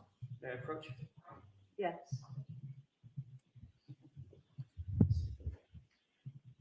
We've got a poll going on my channel if they think she's going to let this in or not. So far, 55% say she will. Both of you can take it. Sorry. I think she has to. That's a close-up photograph of who? Caitlin, and I'm also in it. And you're doing what in the photograph as it relates to Caitlin? It seems like I'm kind of kneeling down next to her. Touching her? Can I see that for just a minute, please? I'm sorry, can you show me you? Okay. So just for the record, may I approach one more time, Your Honor? Yes. Thank you. Take a look at that one more time.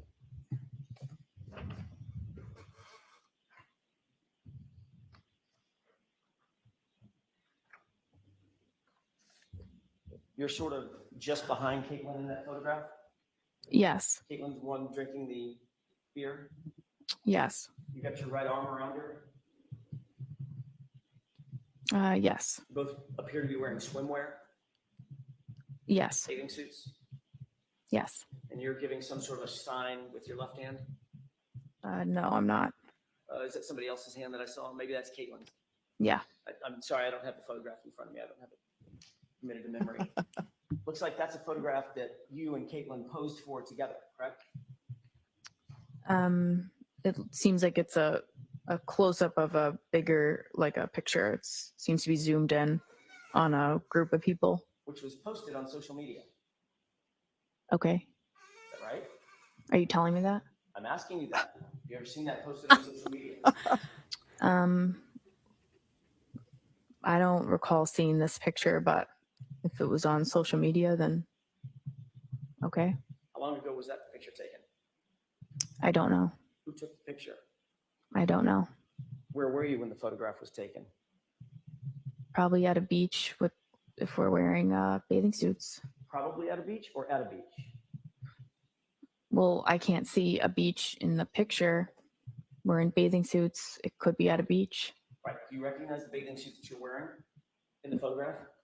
No. You literally don't even recognize your own outfit? No. So that doesn't help define where you were and when that photograph was taken? No, sir. Do any of these photographs remind you that you've been to Caitlin's house at some point in your friendship with her? No.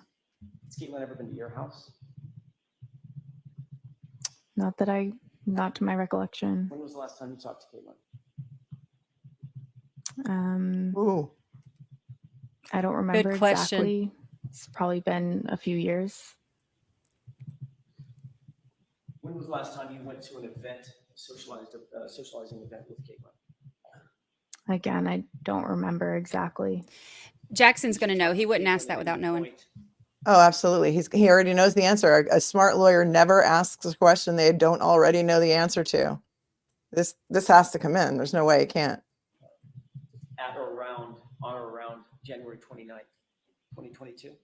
No, When was the last time you had talked to Caitlin before January 29th, 2022? I don't know. Would it have been a day before, a week before, a month before? No, I don't talk to her. Like I said, we're not like close friends, so it's like pretty infrequent that we would interact. So I don't know when the last time before that. What about texting or Snapchatting? Or Oh, he's got communicating receipts. that way? I don't remember. Would it have been a week before the 29th? I don't think so. You don't think so, or you know so? I don't think so. What about after the 29th, after you responded to 34 Fairview? You ever have any communication with her? Not that I can recall. So is that something that you think you might remember if you responded to a house of a father where there's a police officer dead or dying on the yard, on the lawn, 30 feet from the front door? You might have had a conversation with Caitlin? I've never had a conversation with Caitlin about that call or this case.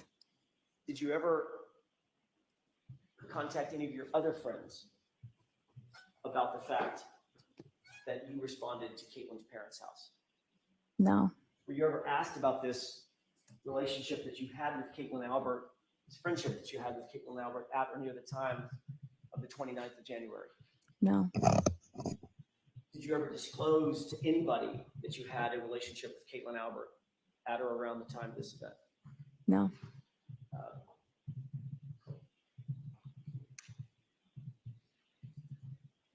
When you went to 34 Fairview, you knew that that was the Albert family home, correct? No.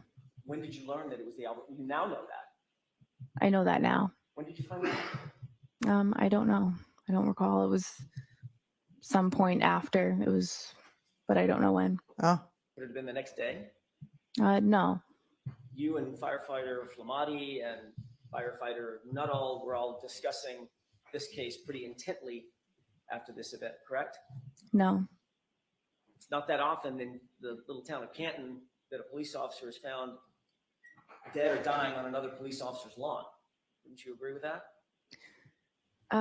We responded to a medical call, so the conversation after the fact was at the hospital, debriefing the call, going over what happened, what we use for equipment, what we need, and just like that was the extent of the conversation. Would you agree that this case, given its notoriety, is discussed at the fire station almost daily? I don't know when I'm not there, but it does get brought up. And obviously the fact that the house belongs to, or belonged at the time, to the Albert family is part of that discussion. I don't know. Like I said, it gets brought up, but I just avoid it. I don't engage in the conversations. It was certainly enough of a subject matter that you learned, according to you, after the 29th, that house belongs to Brian Albert, Nicole Albert, parents of your friend Caitlin Albert, right? Well, at that point, it was on the news consistently, so I don't know where that like information was introduced, but it was pretty early on after the 29th. I don't recall when it was known that that was the case. I mean, you didn't learn that that was the Albert family home last week. No. You've known it for going on 2.5 years. I don't know exactly when I learned that that was the house. I realize you don't know exactly, Ms. McLaughlin. I'm not asking you the day you learned. I'm asking you, you've known this basically through the lifespan of this case. At some point after I learned it. Right. I'm just trying to figure out about how long after. A week after? A month after? I'm not sure. But it was more toward January 29th than it was yesterday, correct? Correct. Yeah, just a moment, Your Honor. Yes. Was it before she testified in front of the grand jury? Good question. Was it before she testified in front of the federal grand jury? Was it before she gave Proctor her statement on the day after the incident? If looks could kill, they I probably know. will. Who can name that tune?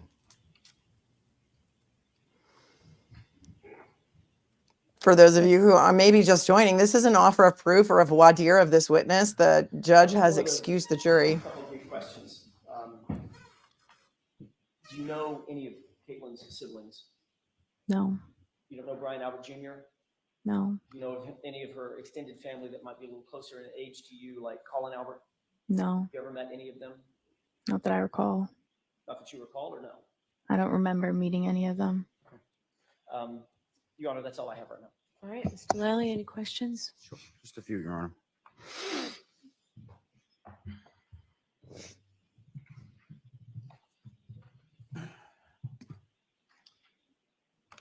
So, Ms. McLaughlin, you're not friends with Caitlin Albert, correct? I'm sorry. You're not friends with Caitlin Albert, is that correct? I would say she's an acquaintance, not a close friend. Now, you were shown some photographs of you in a fairly large group with Caitlin Albert, correct? Yes. You don't know when those were, correct? I don't know exactly. You don't know where you were when those were taken, correct? No, not exactly. They seem old. And just to back up, you knew her in high school, but you weren't friends in high school, right? I would categorize our relationship as always being just acquaintances. I knew her. We had some mutual friends, but we were never close friends. We don't have a one-on-one relationship.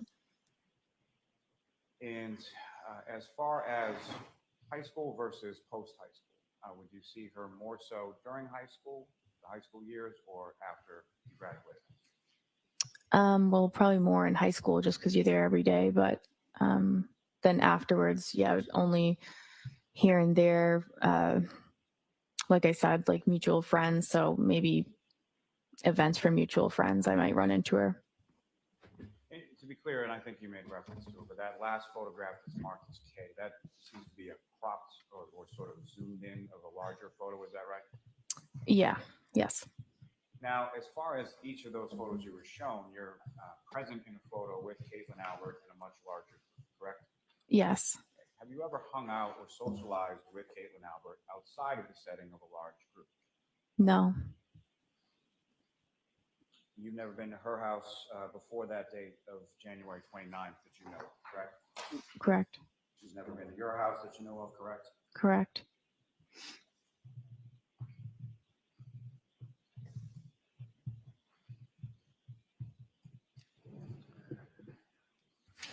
Now, as far as that first one, it's as far as social media is concerned, as far as a friends list, and without sort of doing it, I'm sort of putting that in air quotes. How many friends would you say you have on social media in total?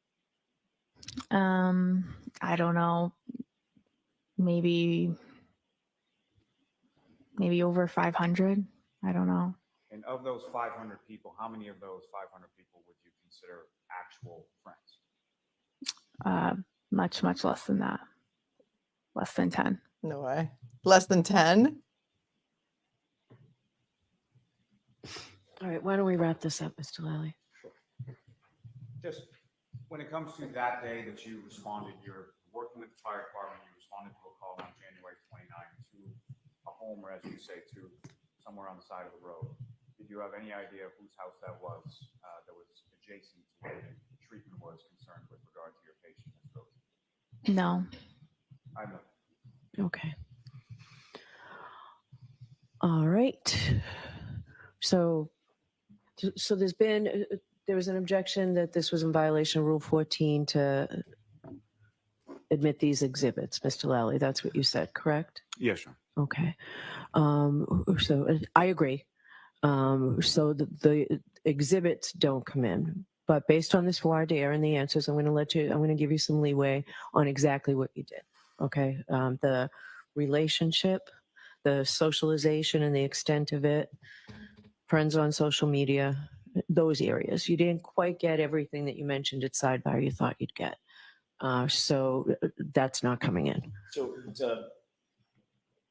If you stay within the parameters. So why don't you come over here then, just because.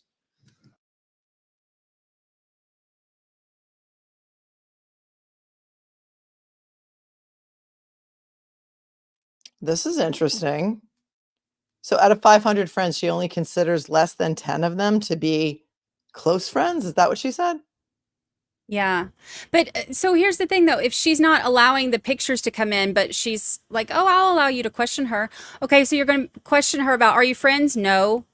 Have y'all ever hung out?" "Not that I can recall." She's going to give all those answers, but without the pictures to show that she was hanging out with her. I mean, maybe because she, if she lies, because the judge already knows what she's going to say, right? If she starts to try and minimize it even more, then maybe the pictures will come in. But it seems I have seen social media ruin many cases, and it's allowed in. So I think it's a little bit of an odd ruling. She's not the defendant; she's a third-party witness, but if somebody got to her, let's just say from this family, because they did have a relationship, I want to know how big that high school graduating class was. I want to know how big that high school is. I want to know how many years she was, who's older. Did she look up to Caitlin Albert? Was she idolizing Caitlin Albert? There's a lot of other questions that I would have. yeah. I just, I think because she was the only one on scene up until memories changed over time, but she was the only one on scene who heard the version of "I hit him" instead of "Did I hit him?" Is he alive? Right. Yeah. So because she's the only one who heard that, I think it is important for the defense to point out that, the only person who heard that is friends with them, so that the jury can weigh that evidence and see. And they need to be able to weigh it, right? It's up to the jury. The jury is the finder of fact here. It's up to the jury to decide whether or not she's telling the truth. Somebody said maybe 200 graduates with each class. And the class of 2014 was 213 people, says Ms. Carey. So, and the class of 2014, 200, she said she graduated in 2014. Does anybody know when Caitlin Albert graduated? That would be interesting to me. Yeah. Let's address. Okay, I thought they came back. Jane, thanks for your super chat. She does not know who Brian Albert is. He was on the show Boston's Finest. I'm sure almost everyone in that town knows who he is. And of course we know she knows the family. This is shameful. Thank you so much for your super chat, Jane. Yeah, in a town like that, with her being, firefighter too, like, all of those, like with them having so many ties to, the different police in the area, like, Alberts have ties to the Canton police and to the, Boston police, obviously. And she is at a small town in a small high school. Well, I found that weird too, that she doesn't know who Officer Saraf is, but they work together probably all the time. They probably, respond to a lot of calls together. Does anybody know in the chat how many members there are of the Canton PD? How many officers were employed at the time? Because come on, you don't know this guy? Angela says, thanks for your super chat, Angela. Can they lose their job in Canton Fire Department because they lied? I don't know. Happy Friday, Julie. Thanks for being a member for 10 months. Details are important when you're a firefighter. We've heard every single firefighter and paramedic who came to the stand talk about how details are so important. And it's so important that the reports are accurate. And she can remember exactly what Karen said, but she can't remember if she's ever been to Caitlin Albert's house or what beach that picture was taken at.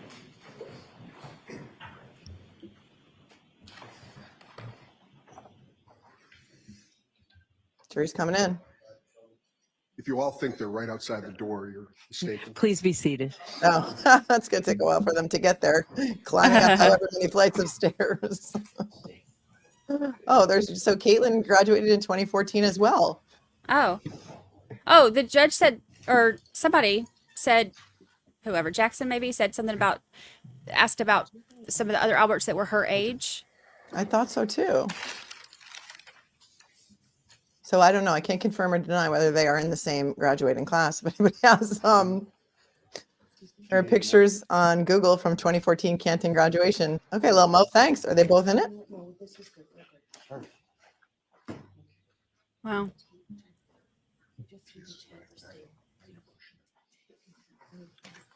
Somebody said there's a Venmo of them. They're friends on Venmo together. I wonder if when they were down the Cape, if they were at Auntie Bev's seaside cottage.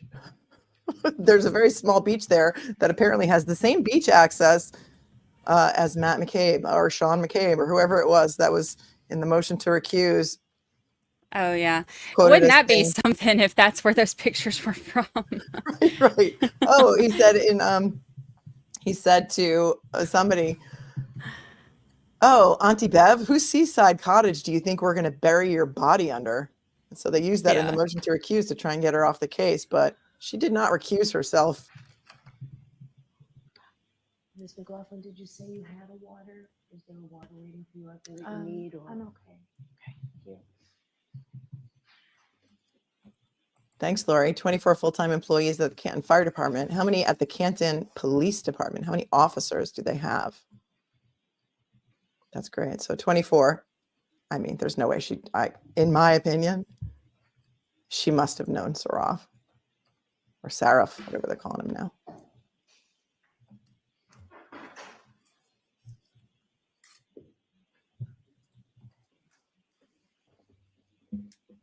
Great Wow. question. Can you ask if they've ever been in a picture together, but without showing them? That's a great question. Oh, Yeah, I hope he does. yeah. That would be a good one.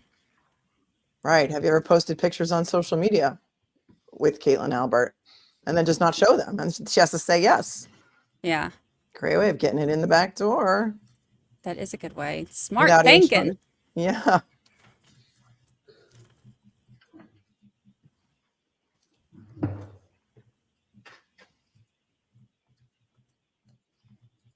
I'm sure he'll ask. Oh, I'm sure he's got a plan.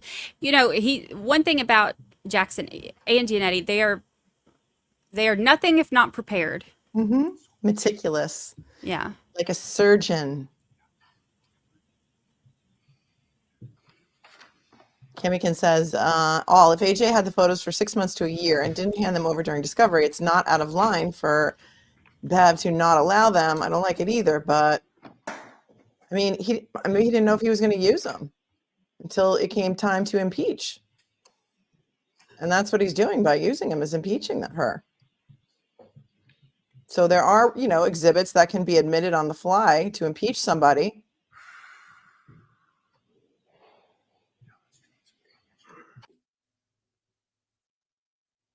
Everyone is confident here. Alan Jackson's a goat, says Michelle. He will figure out a way to get the point across to the jury. I love the way they both just walk through everything so clearly, most importantly, but also just so skillfully. I love it. Yeah. It is a masterclass in trial lawyering here. Yeah. On the defense side, anyway. Yeah. Sherry Smith, thank you for the, I don't know, what is this? I don't know if it's Venmo or whatever it is. Thank you. I don't know if it's Venmo or Cash App or what. It's not telling me, but thank you. Thank you. Thank you. So jurors, from time to time, there are things that I need to discuss with the lawyers, as you saw. We try and do it as quickly as we can. It's in an effort to make sure that what you see and hear in this case is appropriate for you to see and hear. So sometimes we spend a little time now that will save us a lot of time later. So we do appreciate your patience. Mayor Durham? Yes. Thank you. Ms. McLaughlin, thank you for your patience. When we last left off, I was asking you about your relationship with Caitlin Albert. You recall that? Yes. I want to ask you a few more questions about that. You and Caitlin Albert have known each other for how long? Since high school. Which is, give me a span of time. So probably about 10 years. You have traveled with Caitlin Albert and friends. When I say traveled, I don't mean to exotic locations. I mean day trips, etc. Yes. You have a group of mutual friends together, correct? We have mutual friends. Correct. Those mutual friends have gone on day trips with you and Caitlin Albert involved? Correct. On more than one occasion, as a matter of fact? Correct. On many occasions, matter of fact? I don't know. More than 5? I don't know. More than 10? I don't know. You've seen photographs of you with Caitlin Albert on some of these day trips, correct? Yes. You've seen at least 3 of those photographs. Yes. You're friends with Caitlin Albert on social media? Yes. Other than the 3 photographs that you've seen, you just talked about, there have been other events that you've been at with Caitlin Albert that weren't necessarily photographed, or we don't have those photographs, correct? Probably. You know that Caitlin Albert is the same Caitlin Albert that's the daughter of Brian and Nicole Albert, as you sit here. Yes. As I sit here today, yes. And you know that Caitlin Albert also has siblings, Brian Albert Jr., correct? As I sit here today, yes, I know that. And you also know, as you sit here today, that 34 Fairview was, at the time of January 29th, 2022, the Albert home, correct? I know that as of today.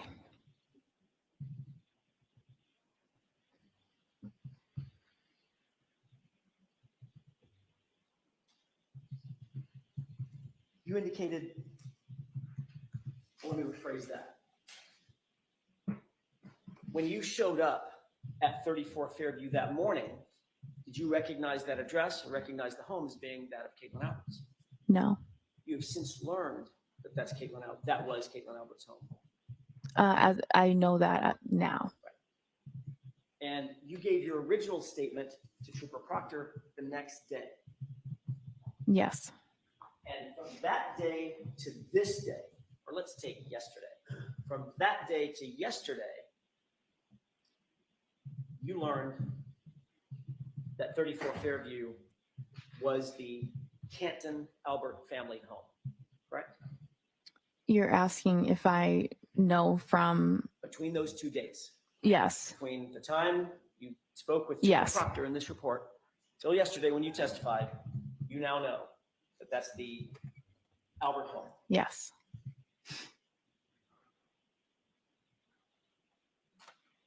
And you also indicated that between that report that you gave to Trooper Proctor, that statement that you gave to Trooper Proctor, and yesterday's testimony, your statement has evolved. You've already admitted that, correct? I don't think I agreed with you on that. It's changed. It's different. I've always testified to I feel as though my testimony has been consistent. I appreciate how you might feel. I'm just interested in the actual facts. You didn't tell Trooper Proctor anything about this officer questioning my client. Correct? Objection. So I'm going to see counsel at sidebar because I think this morphed into a different. Uh-oh. Being incredibly obstinate, and the jury's totally picking up on that. How could they not? Yeah, it seems like he keeps going back to the siblings, he keeps going back to Colin and Brian Albert Jr.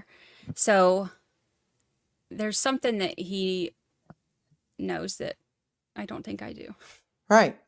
Jack 0606 says, I grew up in small town Mouse. We know every kid's house, every one.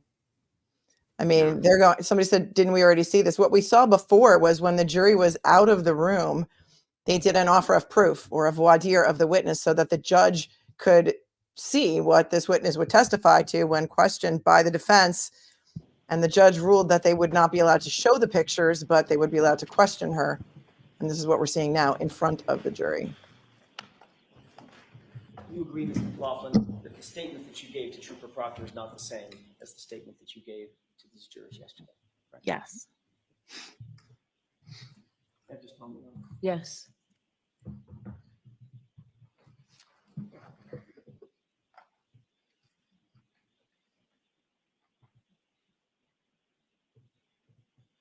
What time are they supposed to come back this afternoon? Do we know that yet? I don't know.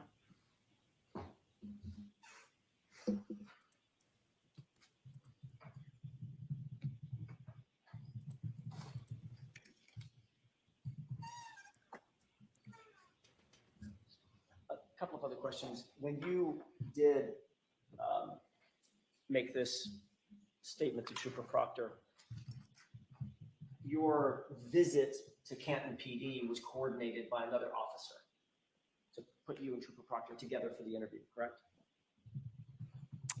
I don't recall that. Do you recall being contacted by a completely different officer to say, hey, Trooper Proctor wants to talk to you, come on into Canton PD, let's have an interview? I don't remember exactly how the interview was set up. So that was my next question. You may have just told me this. Do you have any recollection who set that interview up? I don't. His name Kevin Albert. Sound familiar? No. You know Kevin Albert? No. You know him to be a police officer at Canton PD? No. You know him to be the brother of Brian Albert? No. The objection sustained. That's all I have, Your Honor. Okay. Lily, any redirect? Wow, I knew it. Kevin Albert set up the interview. So Firefighter McLaughlin, you went to high school with Caitlin Allen, correct?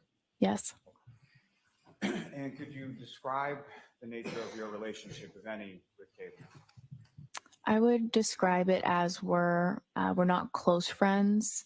I would say we're more acquaintances. We have mutual friends. I don't have a one-on-one relationship with her. And you were asked some questions about social media, correct? Yes.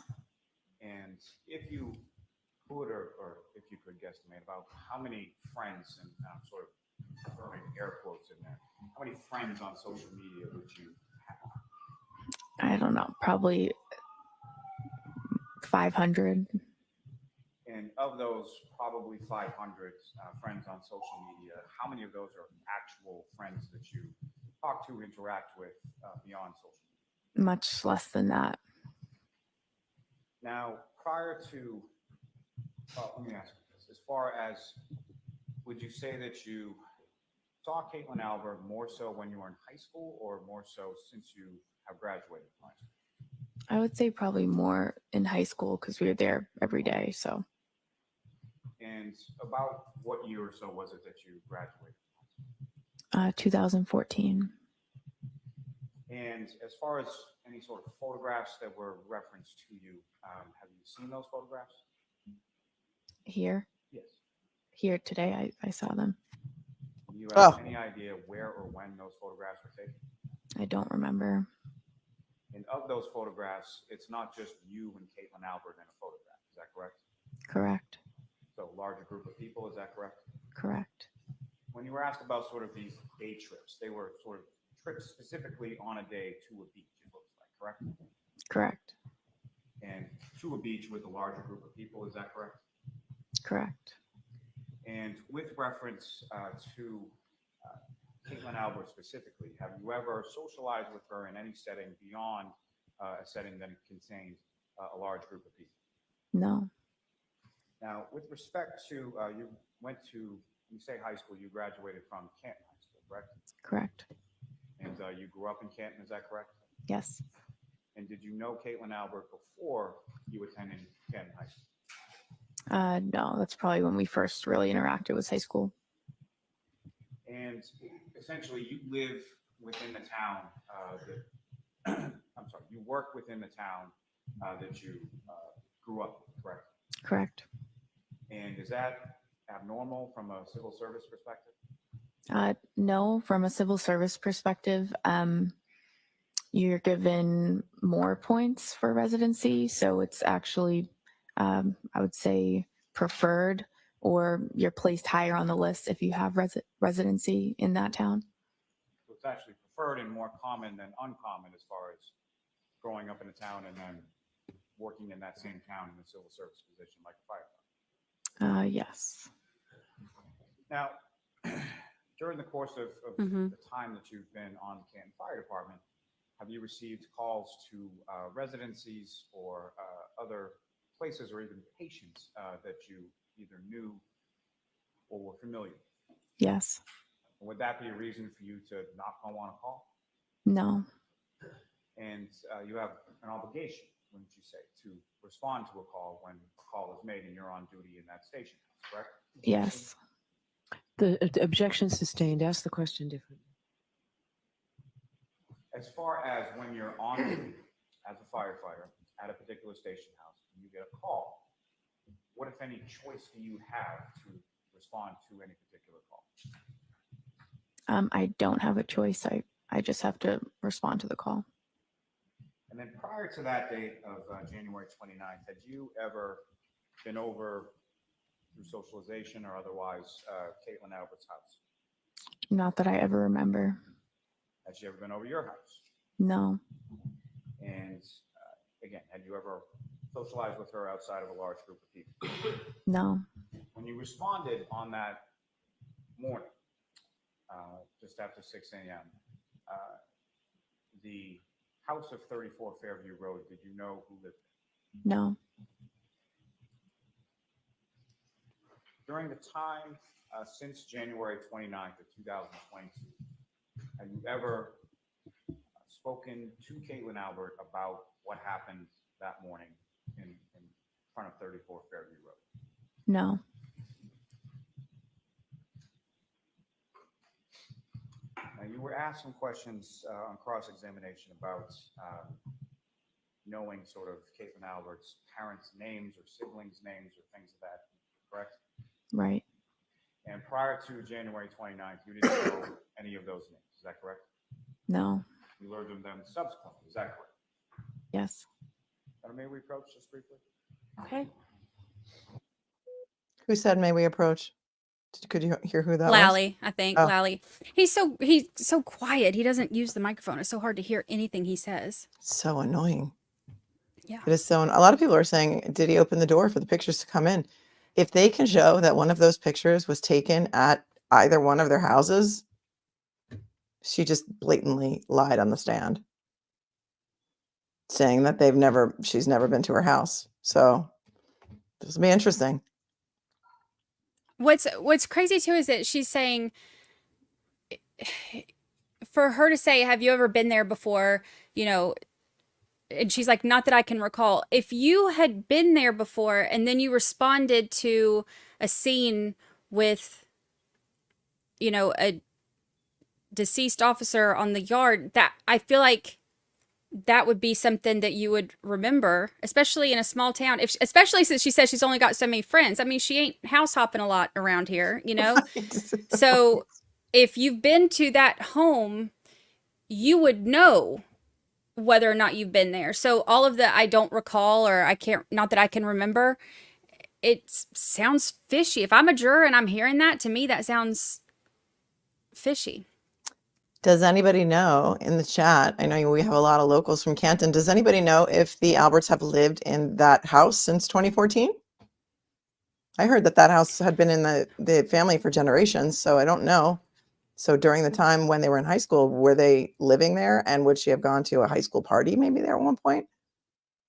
Didn't the other, was it Kevin that lived in the house before them? I could be getting that wrong. But yeah, they've had that house for ages, but I mean, that was like their childhood home. Yeah. I mean, the jury's totally getting it. Yeah. Totally getting it. These comments are moving so quickly, it's hard to highlight them. I feel like when you first hear, as a juror, when you first hear Karen Reed was framed, it's like, okay, all defense attorneys are, but then and I did the same thing when I was like, when I first started looking at this, I was like, that's what they all say. But then it's stuff like this that builds up and builds up and builds up that you're like, oh, okay, well, wait, now maybe could this be a thing? So. Yeah. So, Ms. McLaughlin, you learned of those other people's names within the Albert family subsequent to your response to this call on January 29th. Is that correct? Yes. Thank you, Duty You Ron. learned of those through sort of various news or media reports in relation to this case, not something that you had any conversations with anybody about, correct? Correct. I have nothing further. All right. Your Honor, if I may, I have Okay. follow-up. Okay. You indicated, Ms. McLaughlin, Mr. Lally just asked That about sigh. 500 Worse. friends on social media. A couple of quick questions about that. Of those 500 friends on social media, how many of those have you taken day trips with? I don't know. How many of those have you gone to the beach with? I don't know. How many of those have you posed for photographs with? I don't know. How many of those have you posed for photographs in swimwear with? I don't know. How many of those have you been photographed with your arm around while that other friend is drinking a beer? Sustained. Sorry, Sustained. Ian. They know it now. Ms. McLaughlin, all of those things that I just mentioned, you have done with Miss Caitlin Albert. Objection, Your Honor. Sustained. That's all I have. Okay. All right, Firefighter McLaughlin, you are all set. Can't unring that bell. They heard it.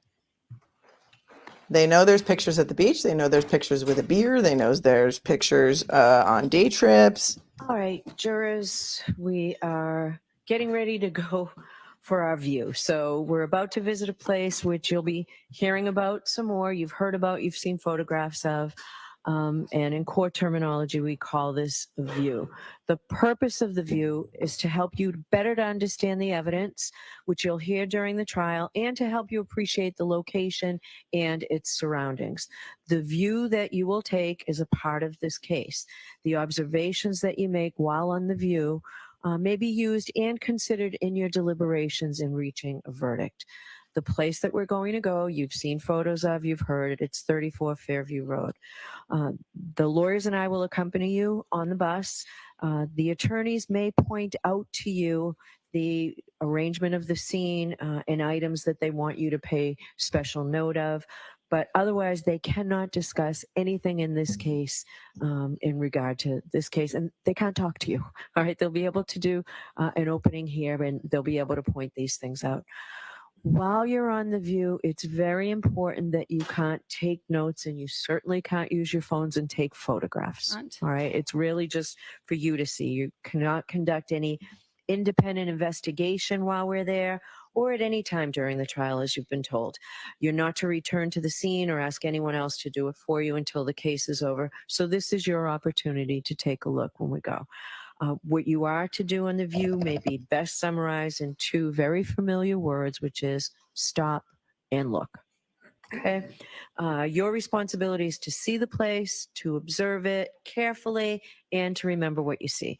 So during your trip to and from the place that we're going to view, you're not to discuss this case or anything about it among yourselves or with anyone, and you are not to permit anyone to talk with you about the case. You'll be under the supervision of our great court officers at all times, and you'll remain together until you return to court unless the court officers direct you otherwise. And just so that you know, because some of this came up during our jury selection process, spectators, if there are any, and all members of the press have been ordered to stay 100 yards away from you. All right, so you can go and you can look and take your time looking without worrying about any interference from anyone. All right, so with that, Mr. Clerk, could you swear in, please, the court officer? Court officers, raise your right hands, please. Do you solemnly swear you will take this jury upon the premises in question and there suffer them to view the same and any property, place, or thing bearing upon the issues on the trial, as they shall seem necessary, that you will not permit the parties to enter in a debate in front of the jury or a person to speak to them unless it be Adam Lally for the Commonwealth and Alan Jackson for the defendant, They to point out such places or things as they deem expedient for the determination of the issue, and that you will keep the jury together until they shall return into court, except the court shall otherwise order, so help you God. Thank you. All right. So Mr. Lally, do you want to do a short view opening? Yes, thank you. Okay. Oh, view Ladies and opening. gentlemen, as her owner just described, we're about to go to a place. When we arrive there, and at any point in time when we're there, this is not a point where we can have any sort of conversation or back and forth. So all I'm going to be asking you to do is just take note of certain locations and certain items as you see them. And again, as with anything in this case, this is as you find them, as you observe them, okay? So first I'm going to ask you to sort of, when we arrive in a general area, as far as taking note of sort of street names when you're coming into and when you're exiting from this particular area. When we arrive at a specific location, I'm going to ask you to take note of certain things about the roadway. Okay, certainly any abutments to the roadway, any residences that you observe, the distances between the roadway, and any landmarks or any items that you observe on that property, specifically a driveway, specifically a front door, any other sort of items of interest within the front lawn area of that home. I'm also going to ask you to take note of the roadway itself and sort of the width of that roadway, whether or not you find any sort of lanes separating within that roadway, and then the individual width of some of those lanes as well. Lastly, there is also going to be a vehicle there as well, and I'm going to ask you to take note of certain things with respect to that vehicle, okay? With respect to the size of the vehicle, with respect to the height of the vehicle, with respect to anything that you observe specifically from the front, the side, the back, all of the exterior of that vehicle, and then also some of the interior of that vehicle. And specifically, I'm going to ask you to take note of sort of the center console in the front driver's compartment of that vehicle, and anything that you observe in that location as well. And that is all I'm asking you to do on this. The case, middle and I thank you console. again for your time. All right. Mr. Jackson?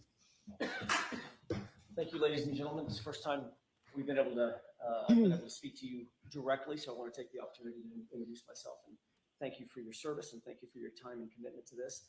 I'm Why going the to middle echo console? a lot of what Mr. Lally just said. There's nothing magical about this other than it gives you perspective. It's an opportunity to introduce you in three-dimensional form to stuff that you've been seeing in two-dimensional form. Photographs, some of the testimony, diagrams that you might see. So I'm sorry, we're really pointed on what you can say. What we're going to ask you to do is take special note of the relationships of physical items out at the scene. Much as Mr. Lally just indicated, there are going to be physical things out at the scene. You've heard about a flagpole, a fire hydrant, a house. We're going to ask you to take special note of where those are in relation to other things physically at the scene. That will hopefully, with the court's instruction, give you some assistance in putting together the testimony that you think is relevant, and the documents that you think are relevant. Again, to echo what Mr. Lally said, we're going to ask you to look at the roadway, the vehicle, the house, the physical items at the home, and the relationship between and among all of those things to each other. Hopefully, that will give you a very good understanding of what we're dealing with, especially with the exhibits. Thank you. All right. So folks, we'll be all set. We'll see you at the bus in a little bit. Just make sure your notebooks are closed. You are muted. Wheels Goodbye. on the bus go round it. Why the middle console? Interesting. First of all, what time are they coming back to take more testimony? That would have been nice if she said we're coming back at 2:00 or something like that after lunch. Yeah, Are they coming back for more testimony? It's kind of unclear to me. they're still going right now. Oh, he comes. Oh, they're about to argue something. Oh, good. Okay, let's put it back up. Ooh, what are we arguing? Wait, I see the fan on Court TV. Where are you seeing that? Boston 10 is Court TV behind. Oh, you're behind a little bit. Skip forward. Okay. There we go. One final record on the court's ruling. I respect the court's ruling on the. Go ahead. You can make your record.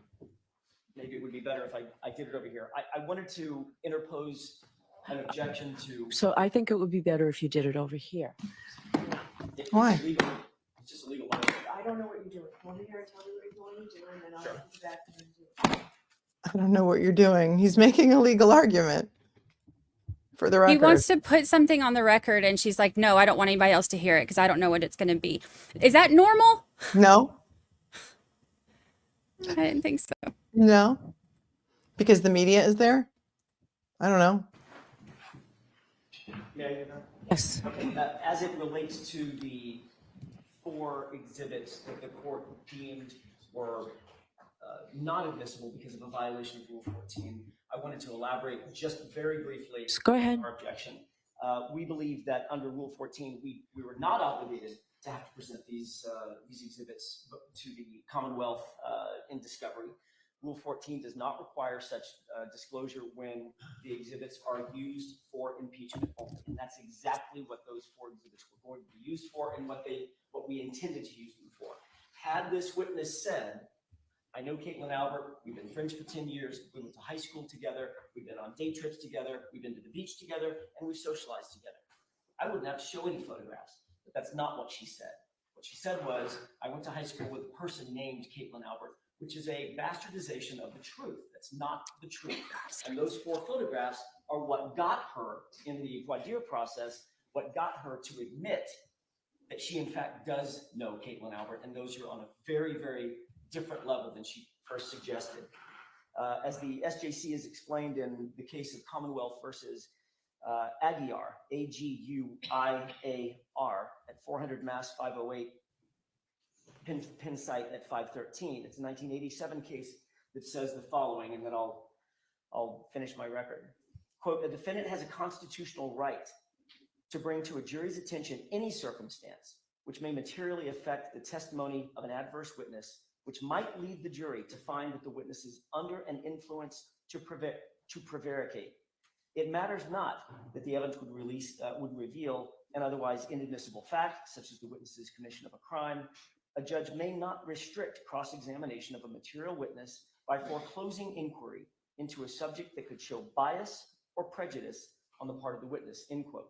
And that's exactly what we believe we were entitled to do with Katie McLaughlin as a witness for the Commonwealth. She has bias, or at least the jurors can consider a bias. She has prejudice, the jurors can consider a prejudice because of a pre-existing relationship with Caitlin Albert about which she was not truthful. So I wanted to make that record and ask the court to reconsider whether or not those 4 exhibits could be introduced. I don't need to make any big deal about it. I don't want to call her back to the stand, but I think the jurors, now having had the description of those photographs, should be able to see them in evidence. And I will submit. All right, so that request is denied. The record's clear. So Ms. Reed is not going on this view. She just needs to make sure she's back here by the time we return. So Mr. Yannetti, you're nodding. Yes, You will understood. contact her and make sure Understood. she's back here. Understood. All rise for the court, please.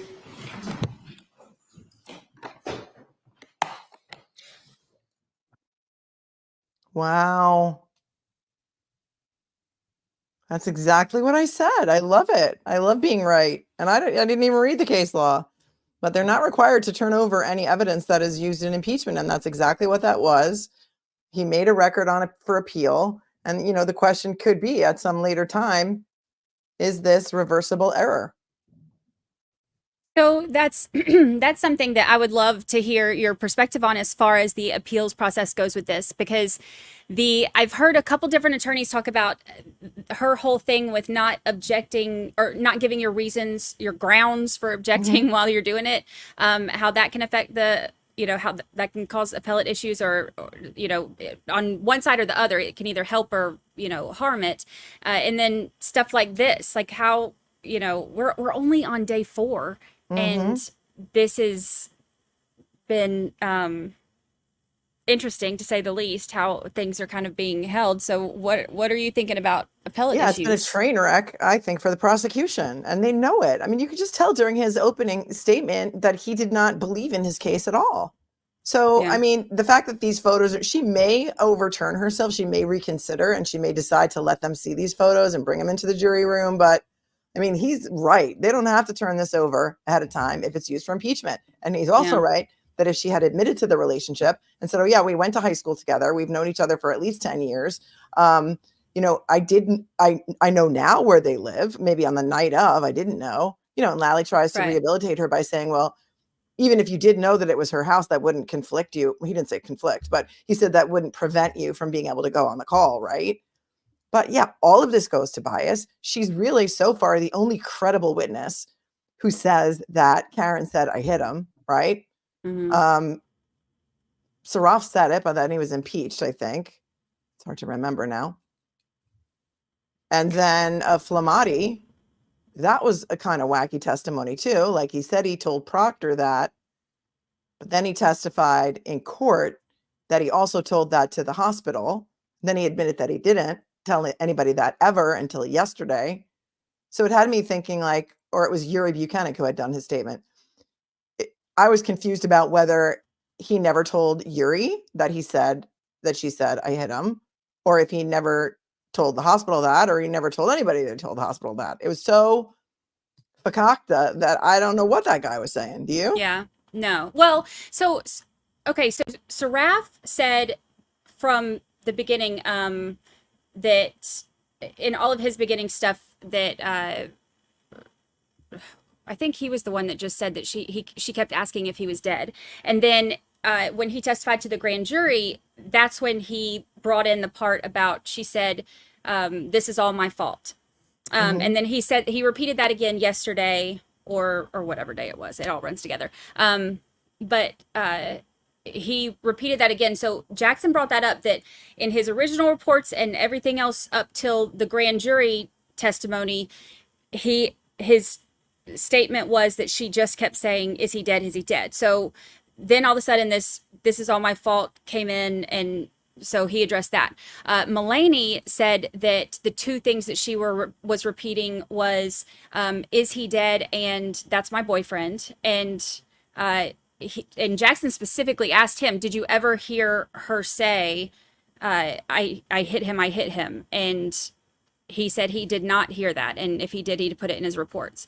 So Nuttall is the first one who said that he heard it, as far as testimony goes in court. He's the first one who said that he heard it. But of course, he's the one who also remembered the jacket, and who, the time that he said he heard it, he was in the ambulance. And, so that was kind of his way of showing that is probably a false memory.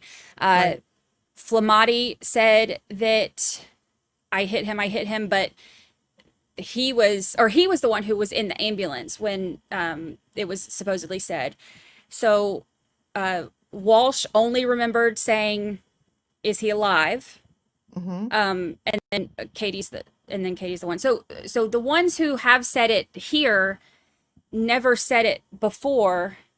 This all came out later, 2 years later, after all of these conversations and stuff. So yeah. Well, I think aside from the fact that it came out that she totally knows Caitlin Albert, they've been to the beach together, they've been in bathing suits, they've been drinking beer, is that Kevin Albert, Brian Albert's brother, who is a Canton police officer, apparently facilitated and or arranged the interview with Proctor. Did he have conversations with Katie before he called?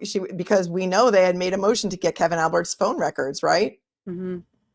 Yeah, we don't know if he ever got them, but it'll be interesting to see if they've had telephone conversations prior to her testimony, prior to her state grand jury, federal grand jury, prior to her giving the statement to Proctor.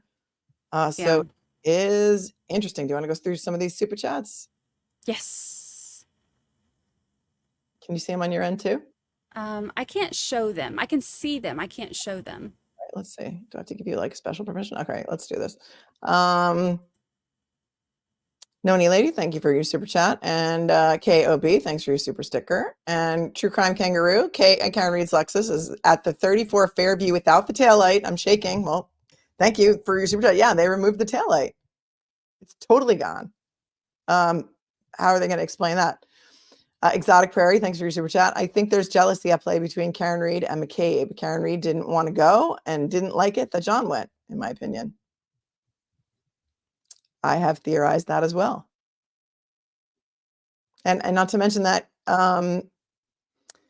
Nicole Albert, was it Nicole and Jen that were texting him all night? Like, where are you? Why don't you come down? Why don't you come down to the bar? Or maybe it was Julie Albert. Julie, yeah. But then in openings, I picked up on this. In openings, Lally said that it was Chris Albert, not Julie Albert, who texted him and told him to come there, which is the first that's ever been mentioned. In everything that has ever been mentioned ever, it has always been that Julie Albert was the one texting him, and even with the timestamps of the times that she was texting him.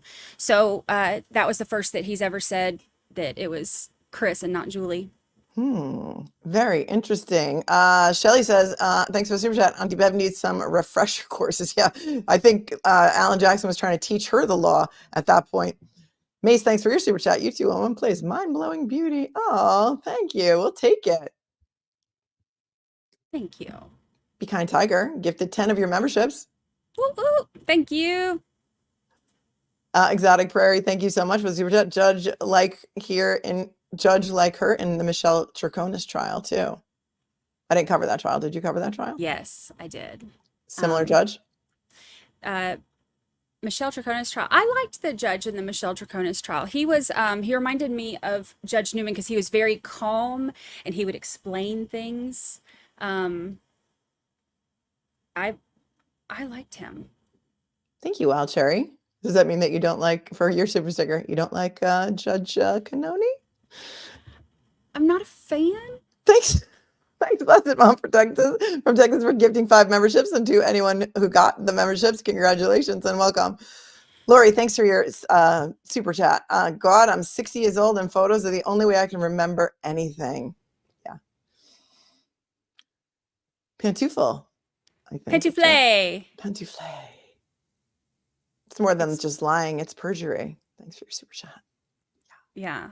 Which is the whole reason that, I mean, impeachment, I guess, is the whole reason they wanted to bring it in. But Shannon, thanks for your super chat from, I think, Canada. Why is there no jury present? I think I answered that because they were doing a voir dire of that witness to see what she would testify before the judge would agree to let her testify to those things. Mia, thanks for your super chat. Another detective calls what she's doing the booty scoot. So the liar's butt starts to move around. That's great. Sadie Neal, thanks for your super chat. If you're only acquaintances, then you aren't going to say, I went to school with someone with that name. Yeah. Donna Ashton, thanks for your super chat. So Bodie Labs in last minute, but these pictures are a no. Yeah, I'm in huge disagreement with that ruling.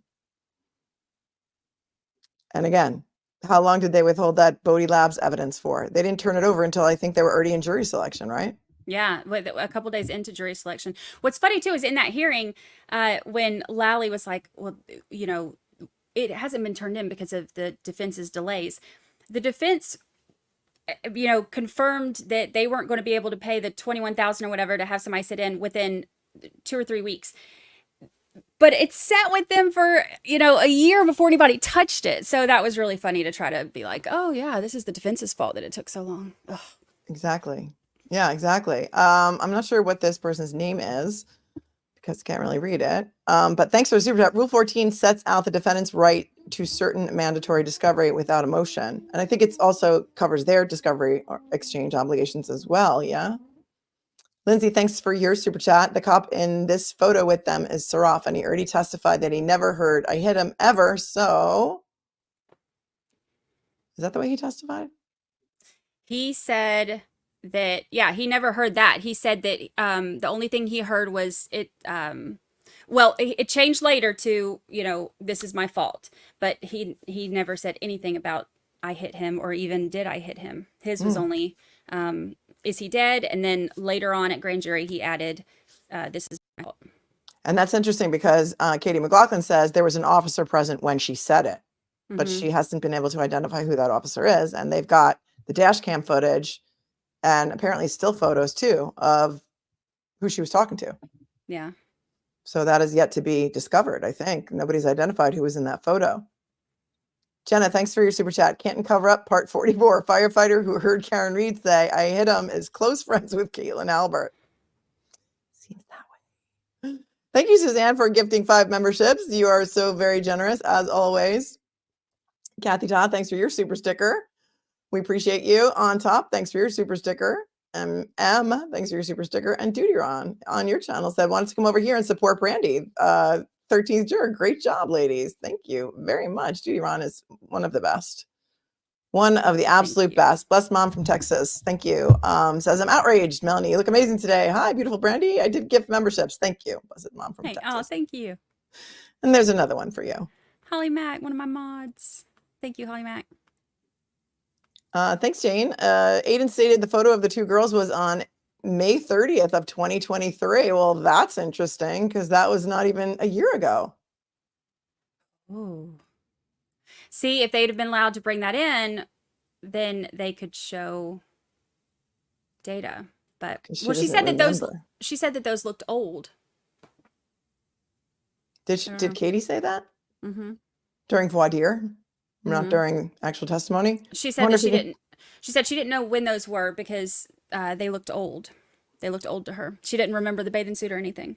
Wonder if he can call in another person pictured there to come in and testify when it was taken, who took it, whose Facebook it was on, who posted it. Yeah. Casey, thanks for your super chat. Can Bev get in trouble for not being a fair judge? No, there's like judicial immunity and all sorts of things. So I don't see any remedy for this. I mean, it could be an appellate issue. There are things that either side can show should have come in that didn't come in. You know, there are things called things that are considered reversible error. Has anything risen to that level yet? I don't know. I'm not an appellate attorney, Yeah. but it remains to be seen. Thanks, Mrs. Bucket. Saber, thanks for your super chat. Boston 10 has a good short video from 13 hours ago that shows the cross and inconsistency from witnesses. Oh, I'm Anybody going to want- be on there on Boston 10. I think a week from today. I'm going to be on there. All right. Well, tell us so we can promote you. Did you already tape it, or is it going to be a live show? It's going to be a live show. It's going to be recapping some of the stuff that's been going on in the trial and talking about it. So I think it's a week. I have to check I'm pretty sure it's a week from today at 7:00. That's awesome. Kelly, thanks for your super chat, super sticker.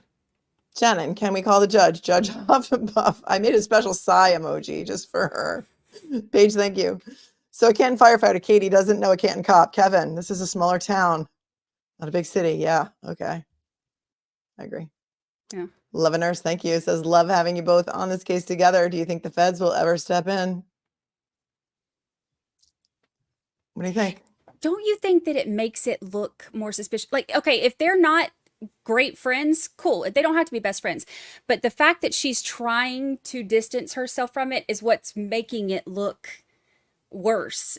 Instead of just being like, yeah, we have mutual friends, so we've been together a few times and pictures were taken. Like, you know, to me, that would be not even just her, but trying to distance themselves from the home of Brian Albert initially with even the Canton dispatch records, 32 Fairview. And then Saroff says that he goes to 35 Fairview. So there's already right away from the 911 call. And the dispatch log is wrong.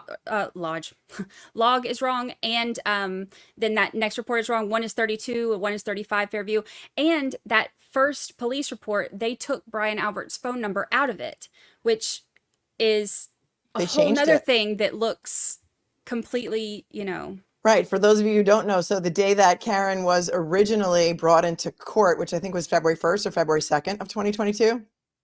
They were defense Mr. Yannetti, who represented her at that time, was handed what they said was the official police report, and he got the police report. And then later on in discovery, they turned over what was supposed to be the same police report, but it had been changed, and it was not called an amended police report. The two things that were changed were the cell phone number for Brian Albert, which was now a totally different phone number, different carrier, and also they attached some photos, right, that were not attached originally. So yeah. And there was an extra paragraph. I think it was Lank that added the extra paragraph about Jen McCabe calling and having, you know, him come back to the house. Yeah. I'm pretty sure that's what it is that was added. I can't remember for sure. MLS got a lot. Thanks for your super chat. Are we dual streaming? We are. I think we're streaming on both channels right now. Yes. Young Black Economist, member for 2 months. All know each other, yet can't identify the guy in the pic. Yep. Yeah. Seems that way. There's another gift for you. Regina Crawford, thank you. Thank you. Legally Blonde. We went from side bros to side bars. Side bars. Yeah. We had one of our trials that we covered. They called each other they said bro a million times in the text messages. So we all started calling them side bros. And so now we have side bars. Sidebars. Maureen, thanks for your super chat. Can the defense being this back in doing defense portion? Bro, bring that in. Bring this back in. Yes, I think they can. I think they can. They may be able to bring some impeachment witnesses in to say, That's a what are good you kidding me? question. These girls are best friends. They talk all the time. All the time. Thanks, Maureen, and thanks for your cash out before the stream too. You're so generous. Kathy McDonald, thanks for your super chat. You two are awesome together. Great perspective. Also, Melanie, what brand is your lipstick? Sorry, I've been wanting to ask you this for a while. Looks great. I don't know what it is today. Today is, oh, this is Fenty Beauty. It's just a lip gloss, although most of it's off by now. I'm like always with the chapstick during the stream. I Thank thought you. mine is this is mine. One of my viewers sent me this because my lips stay chapped, but I know I have a huge tub of Aquaphor. Like I stopped even buying the small ones because I need a huge tub of it. Lindsay, thanks so much. Why does the judge have to go on the view with them? Does she need to teach the jurors how to ride on a bus too? She's got to be there to make sure nothing improper is said to the jurors. I wonder, does anybody know if any of the media is going on this site view? Because I think they have to stay 100 yards away, which is, you know, the length of a football field. And they're not allowed to film any of the jurors. So yeah. no. I don't know. All right. I think we need a break. I know I need a break. So, and I don't know what time they're coming back. So I don't know what you want to do about that. Thanks, Kirsten, for your super chat and for thinking that we have awesome commentary. Thank you. Thank you. So, any closing thoughts while we close off this stream? You know, I am thoroughly impressed by the defense. And I am hoping that even with all of the weirdness with the way that the judge is doing whatever the heck it is she's doing, I hope that they are truly able to really pay attention to the, you know, the stuff that matters and make these connections as they go. This is a long trial, so this is going to be a lot of buildup on look at this connection and this connection and this evidence and this evidence. So I think they're doing a great job of laying it out. I cannot see any possible way of, you know, at this point of, I mean, obviously there's reasonable doubt at, you know, bare minimum. So I'll be hanging on to every word for the next 7 weeks. I know. This is a crazy one. It's going to be a long time. It's going to be a long time. Yeah, I think we're taking a break. So yes, I'm going to end this stream and then I will probably come back and do the afternoon, but we don't even know when that's going to be. So if anybody's going to come back and watch it, just be ready. Just be ready. Be I ready. guess we'll be watching and we'll just go live when I'll go live when it goes live. Yeah. If you want to come back with me, come on back with me. So you guys, this has been interesting. We'll see you a bit later. And you know, be cool. This is fun. We'll do it again. We'll do joint streams again. It's nice to break it up and, you know, instead of doing it alone all the time. So it is. It's a lot of talking and it's a lot of, that's why we need to go take a break and have some breakfast now, even though it's like lunchtime already. Yes. All right, everyone. Thanks to the moderators who are amazing for being so amazing and keeping it classy. And we'll both see you back here later this afternoon. You're going to live stream this afternoon on your channel? Yes. Okay. I will get a stream set up and then just watch for when it comes back. Yeah, me too. All right, everyone. So we'll both see you later on our individual channels, but this was really fun. And it was great to spend the morning with you, Brandi. You too. And we will see all you guys later. So thanks for joining us today and stay safe out there, my friends. Yeah. Bye.